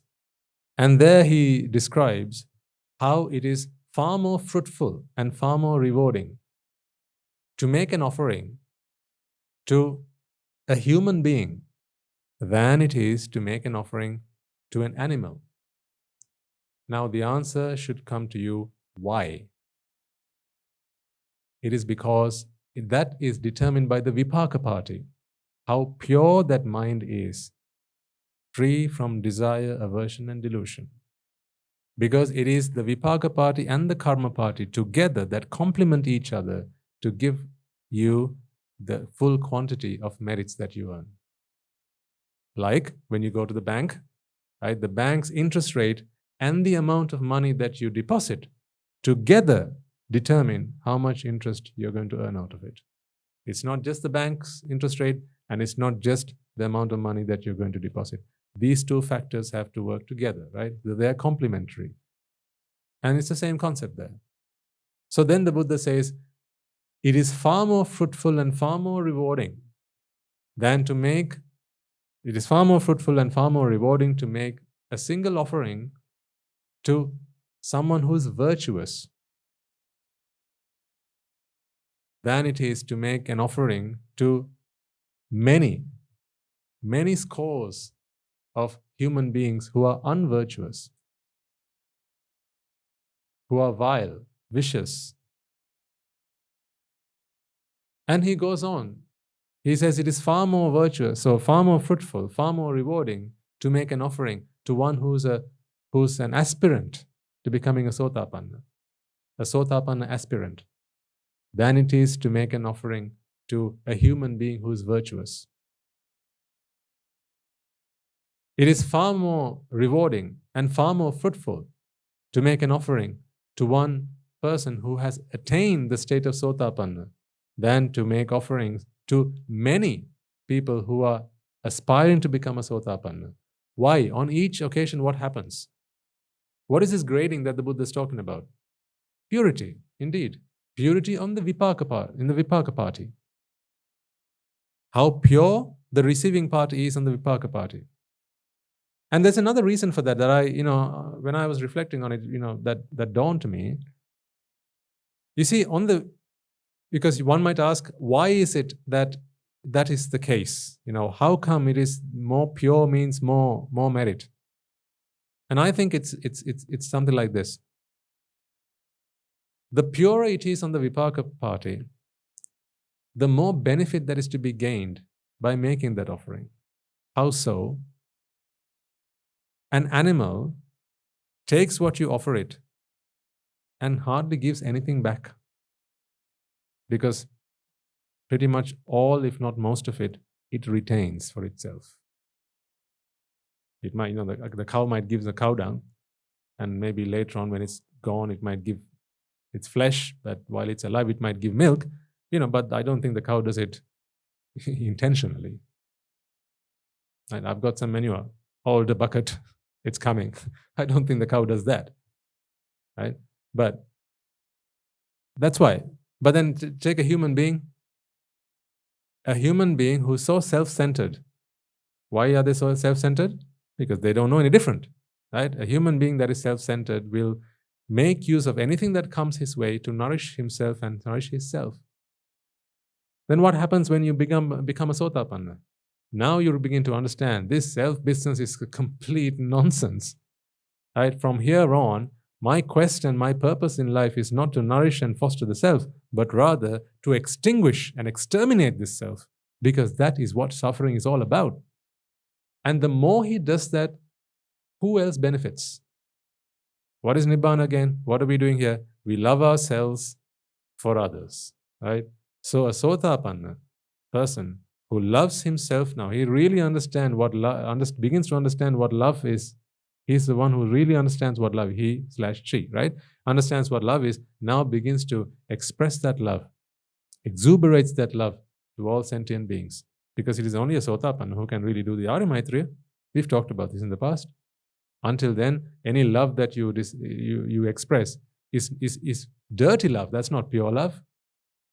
And then as you go on, Sotapanna person, and then a Sakrudagami aspirant and a Sakrudagami, one who has attained the Sakrudagami state, and then an Anagami aspirant and one who has attained the Anagami state, and then you go on and go on and go on until you arrive to the Samma Sambuddhas.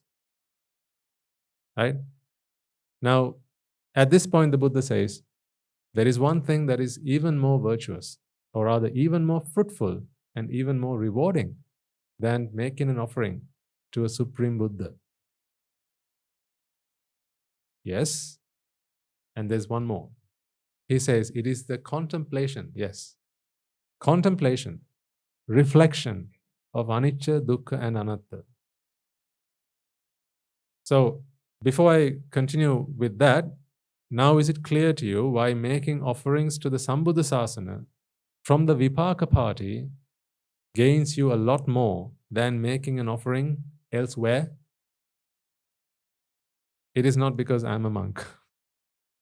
There's a logic behind this, and I'm sure all I'm doing is plainly and simply explaining to you the logic behind it. You see, just because I'm clad like a monk doesn't mean that I'm part of the Sambuddha Shásana. This is just a robe. Anyone can don a robe and shave their head. My monkness is not in the clothes that I wear.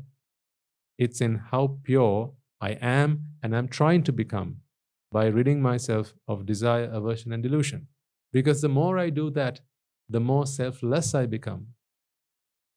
The more selfless I become, and the more whatever comes my way. See, that could be food, that could be shelter, that could be clothing, that could be medicines, right? That could be anything. That could be ayu, vitality. That could be varna, color, or health, sapa, comfort, bala, energy, patibhana, wisdom. This is what we give for. All offerings, all gifts we make to the Sambuddha Shásana is to achieve this. Vitality, energy, health, comfort, and wisdom. This is the Panchanisansa, the 5 rewards of giving. Right? So when one continues their practice, the more and more they become selfless, the more and more they are able to make use of those in the service of others. That is why when you make an offering to a Buddha or even an Arahant, right, there is nothing that they harbor for themselves. This is the concept, ladies and gentlemen. There is nothing that they harbor for themselves, because with an Arahant, you put in, you get out. So whatever are you put in, that much are you get out. Whatever varna you put in, that much you get out. Whatever sapa, bala, patibhana, jnana, right? These are the 5 rewards. Whatever you put in, you get out by that much. Because they don't harbor anything for themselves. They don't keep anything for themselves. And therefore, the merit power is much greater than in giving to someone who uses them for their own nourishment and for their own sustenance, because you've only really given to one person. Whereas when you give to, if you fill a tank with water, right? Imagine that if you fill a tank with water and you know that that tank is the tank that's going to supply the entire village, right? In filling that tank up, what have you also filled? The pots and pans and the glasses and the houses and the bellies of all of the people who live in that village, right? That's how it works. So you see, the bigger the benefit, the bigger the potential to serve others, the bigger the merit that you get out of it. And this is why making offerings to the Sambuddha Shásana gains you far more merits than making any offerings elsewhere. I'm simply explaining to you the logic. Please don't be narrow-minded and think that what Swami Nuhas is trying to do is to get you all to, put all your money into the Sambuddha Shásana. That is not what I'm doing here. That is why I am making offerings to the Sambuddha Shásana. Because the Sambuddha Shásana is simply a representation of the extinguishment, the extermination of desire, aversion, and delusion. That is what the Sambuddha Shásana is. And it doesn't matter what religion or faith they are. It doesn't matter what creed, race, or religion they are. Matters not. Because that is not what determines what Sambuddha Shásana is. Sang Buddha is what? The eradication of ignorance and attachment. That is what Sang Buddha means. It is the eradication of desire, aversion, and delusion. That's what it is. And therefore becoming pure. And when you're pure, whatever comes, you give. You don't harbor anything for yourself. So that is how you become pure on the Wipáka party. And then when you look at the karma party, which is your side of things, Remember, the money that you put into the bank account is the only money that earns you interest, whereas the money you don't put in does not earn you any interest. So you see, whenever you have a self that you have to nurture, right, the amount that you're going to have to save and put aside for yourself, you don't give away, that you keep for yourself. So it does not have now the potential or the capacity to earn you any interest. This is why a Sotapanna earns far less merits than a Sakrodagami person, making the same offering to the same individual. That is why an Anagami person earns far more merits, making the same offering to the same individual than a Sakrodagami person or a Sotapanna person or a Pruthakjana, because they have less of a self, and therefore they have less that they keep for themselves and more that they actually give out. What I'm talking about here is not what they physically give. I'm talking about the transaction of energies that are happening here. And then ultimately, when you come to the Arahant, there is absolutely nothing that they keep for themselves. And they give everything away. What you give, what is given is put out. Then there is no merits at all, because all is given. In other words, because nothing is harbored for themselves. Think of it this way. If an Arahant had the capability to harbor, they would have been the ones who would have owned all of it. But what happens is, when the Arahant gives, because he gives it all and doesn't hold anything back, it comes back to them, but they don't hold anything back. They don't hold anything back. Because what you give is what you get, but they don't hold anything back. So whatever is given, and no energy is trapped. So therefore, there is no karma. The process of karma is really trapping of energy. That is what karma is from a three-dimensional explanation. Wipáka arises and passes away, so it comes and goes, right? The chitta is born and it passes away. But what karma is, part of that energy is trapped for later use.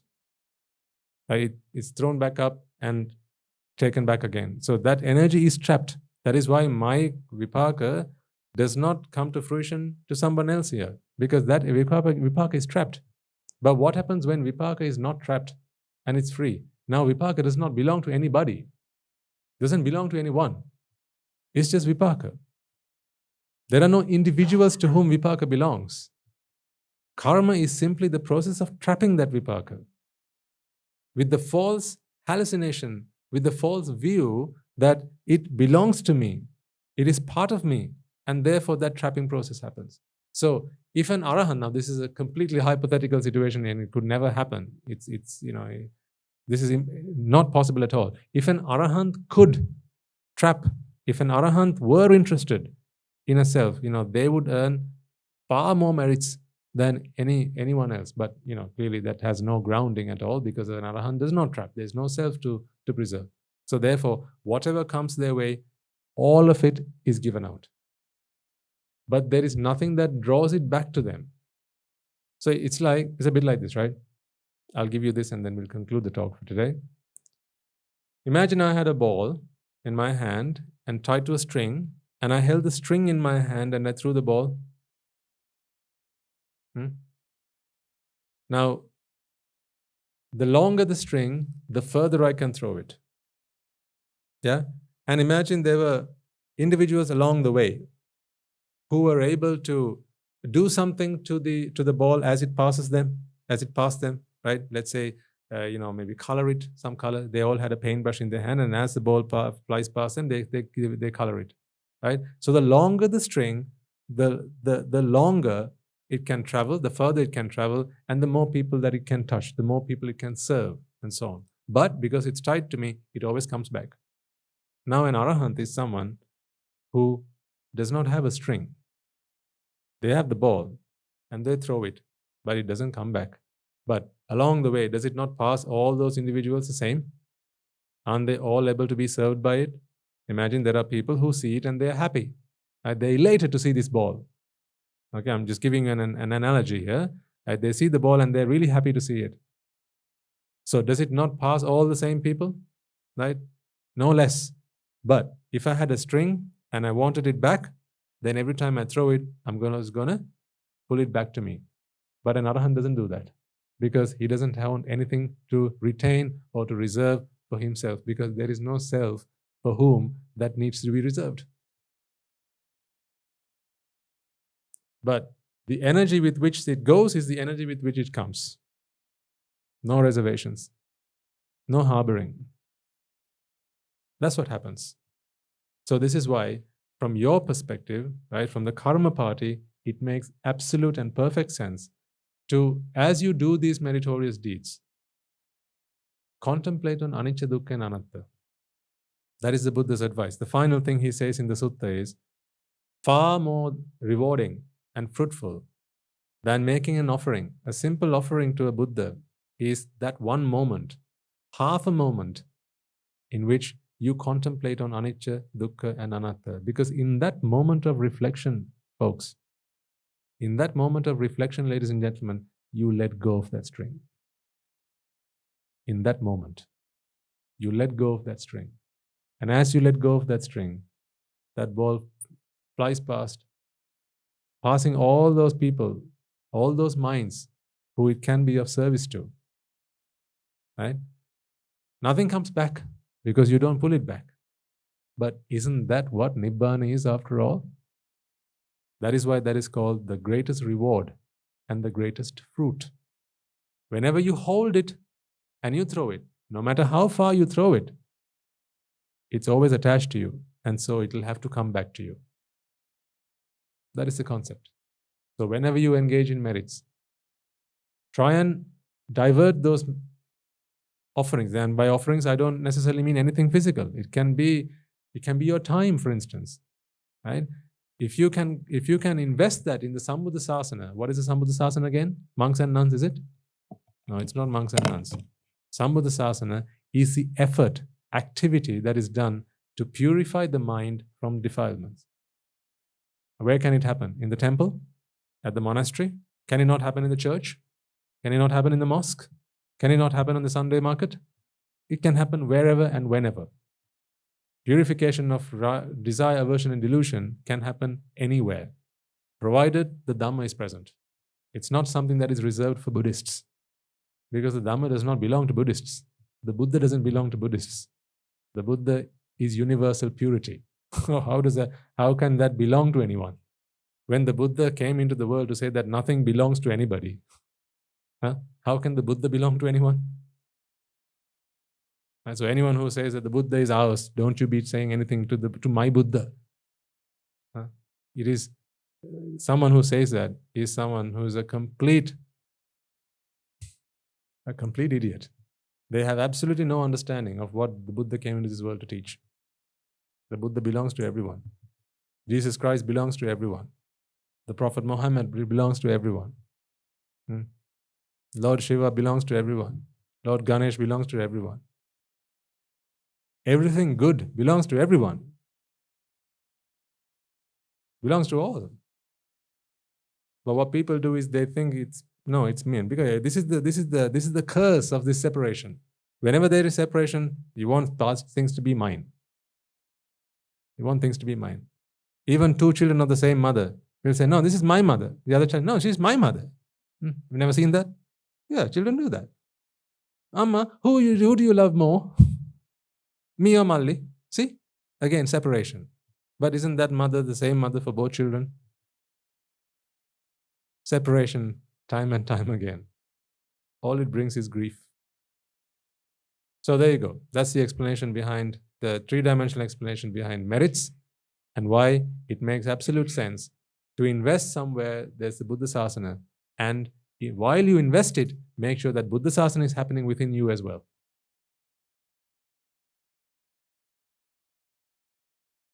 Absolutely, yes. You can't earn more merits than that until, I suppose, you can come to the Arihat Marga, right? The Arahant aspirant. But then an Anagami person is already an Arahant aspirant. An Arahant earns no merit. Right, let's conclude the talk then for today, because you have lots of merits to be doing now, right? Okay, so let us take a moment then. to transfer the merits that we have all acquired by making offerings to the infinite virtues of the Noble Triple Gem, chanting Pirit, listening to the Dhamma, and engaging in various meritorious deeds today. First and foremost, let us remind ourselves how incredibly fortunate we are to be in receipt of the Lord Buddha's teaching, and with immense gratitude, let us transfer these merits to the bhikkhus and bhikkhunis, upasikas and upasikas, who since time immemorial have protected and preserved the sublime teachings of the Buddha and passed it down through generations of the noble lineage in the form of the Tripitaka, which is thankfully available to us today to study, understand, and comprehend the Dhamma. Let us transfer the merits we have all acquired to all members of the Mahasangha present throughout the world, including the chief prelates of all of the chapters who have dedicated their lives to the noble path and have committed themselves towards the betterment of all sentient beings. Let us not forget that among them are the monks and nuns resident in your local temples and nunneries who have always been by your side through thick and thin, come rain or shine. Let us take a moment to transfer these merits to Guru Swamin Wahanse, as well as all the teachers resident at the monastery, Anagarikas and Anagarika communities attached to the monastery. Let us take a moment to transfer these merits and express our gratitude to those who make great efforts to disseminate the teachings of the Buddha, be that by transliterating these talks, sharing them out with others, or inviting others to join them. And may, through the power of these merits, if any of them have been born in the woeful planes, they redeem themselves and be born in the blissful plane. May, through the power of these merits, they abstain from the unmeritorious deeds, fulfill the meritorious deeds, fulfill the noble eightfold path, and may they all attain the supreme bliss of Nibbána. Sadhu, sadhu, sadhu. Let us also take a moment to transfer the merits we have acquired to our devotees, friends of the monastery, who for the sake of merits continue to sustain the Mahasangha. This includes everyone from those of you who contributed to the construction of the monastery to those who provide the Mahasangha with shelter, arms, robes, and medicines, as well as those who passed on their know-how and continue to extend their well-wishes.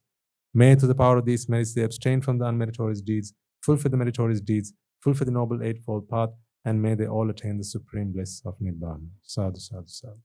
Let us take a moment to transfer merits to our mothers, fathers, husbands, and wives, brothers and sisters, sons and daughters, grandparents, uncles, aunts, cousins, nephews, and nieces, our elders, friends, and acquaintances, employers, employees, and to all those who've helped, supported, and assisted us along the way. By the power of these merits, may they be healed of any physical and mental ailments and overcome any obstacles to their spiritual progress. May they abstain from the unmeritorious deeds, fulfill the meritorious deeds, fulfill the noble eightfold path, and may they all attain the supreme bliss of Nibbána. Sadhu, sadhu, sadhu. Let us also take a moment to transfer merits to the Devas and Brahmas, spirits and demons, primarily the Sakadeva, as well as all the numerous gods and deities who are committed to protect and fulfill the Sambuddha Shásana. Let us transfer merits to our guardian deities who keep a watchful eye over us and keep us out of harm's way. And may, through the power of these merits, they prosper in divine power and wisdom. May they abstain from the unmeritorious deeds, fulfill the meritorious deeds, fulfill the noble eightfold path, and may they all attain the supreme bliss of Nibbána. Sadhu, sadhu, sadhu. Let us take a moment to transfer merits to our ancestors who have predeceased us, and to all those who've been families, friends, and acquaintances in this infinitely long journey in samsara, and to those who've helped, supported, and assisted us along the way.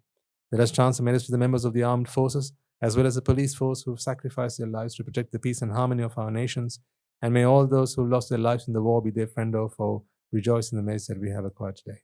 Let us transfer merits to all those who lost their lives in natural calamities such as the tsunamis and earthquakes, landslides and pandemics, reminding ourselves that among them will be those who have been friends and family to us in this long journey.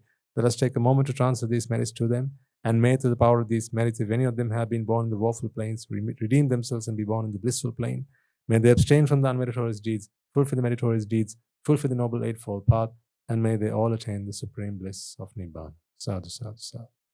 Let us all resolve that may, through the power and blessings of all the merits we have acquired throughout the day, we be able to witness the advent of many hundreds of thousands of arahants on this blessed land.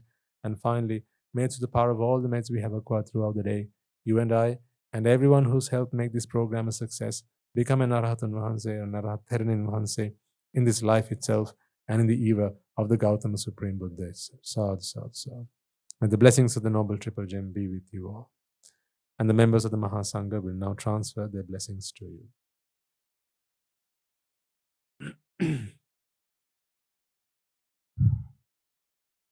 Raga ginnen idetva, dvesha ginnen idetva, moha ginnen idetva,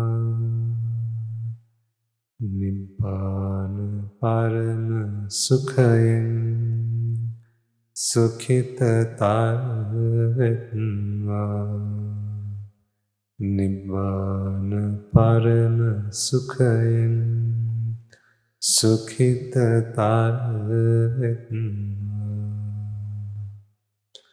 මමද සියලු ලෝක සියලු සත්වයෝ නිබ්බාන පරම සුඛයෙන් සුඛිතතර වෙත්වා නිබ්බාන පරම සුඛයෙන් සුඛිතතර වෙත්වා නිබ්බාන පරම සුඛයෙන් සුඛිතතර වෙත්වා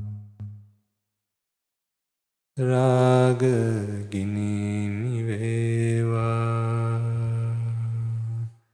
ද්වේෂ ගිනි නිවේවා මෝහ ගිනි නිවේවා නිවන් සැප ලැබේවා නිවන් සැප ලැබේවා නිවන් සැප ලැබේවා තුනුරුවන්ගේ සුවිසි අනන්ත මහා ගුණ බැලෙන් සියලු ලෝක සියලු සත්වයෝම නිබ්බාන පරම සුඛයෙන් සුඛිතතර වෙත්වා සාදු සාදු සාදු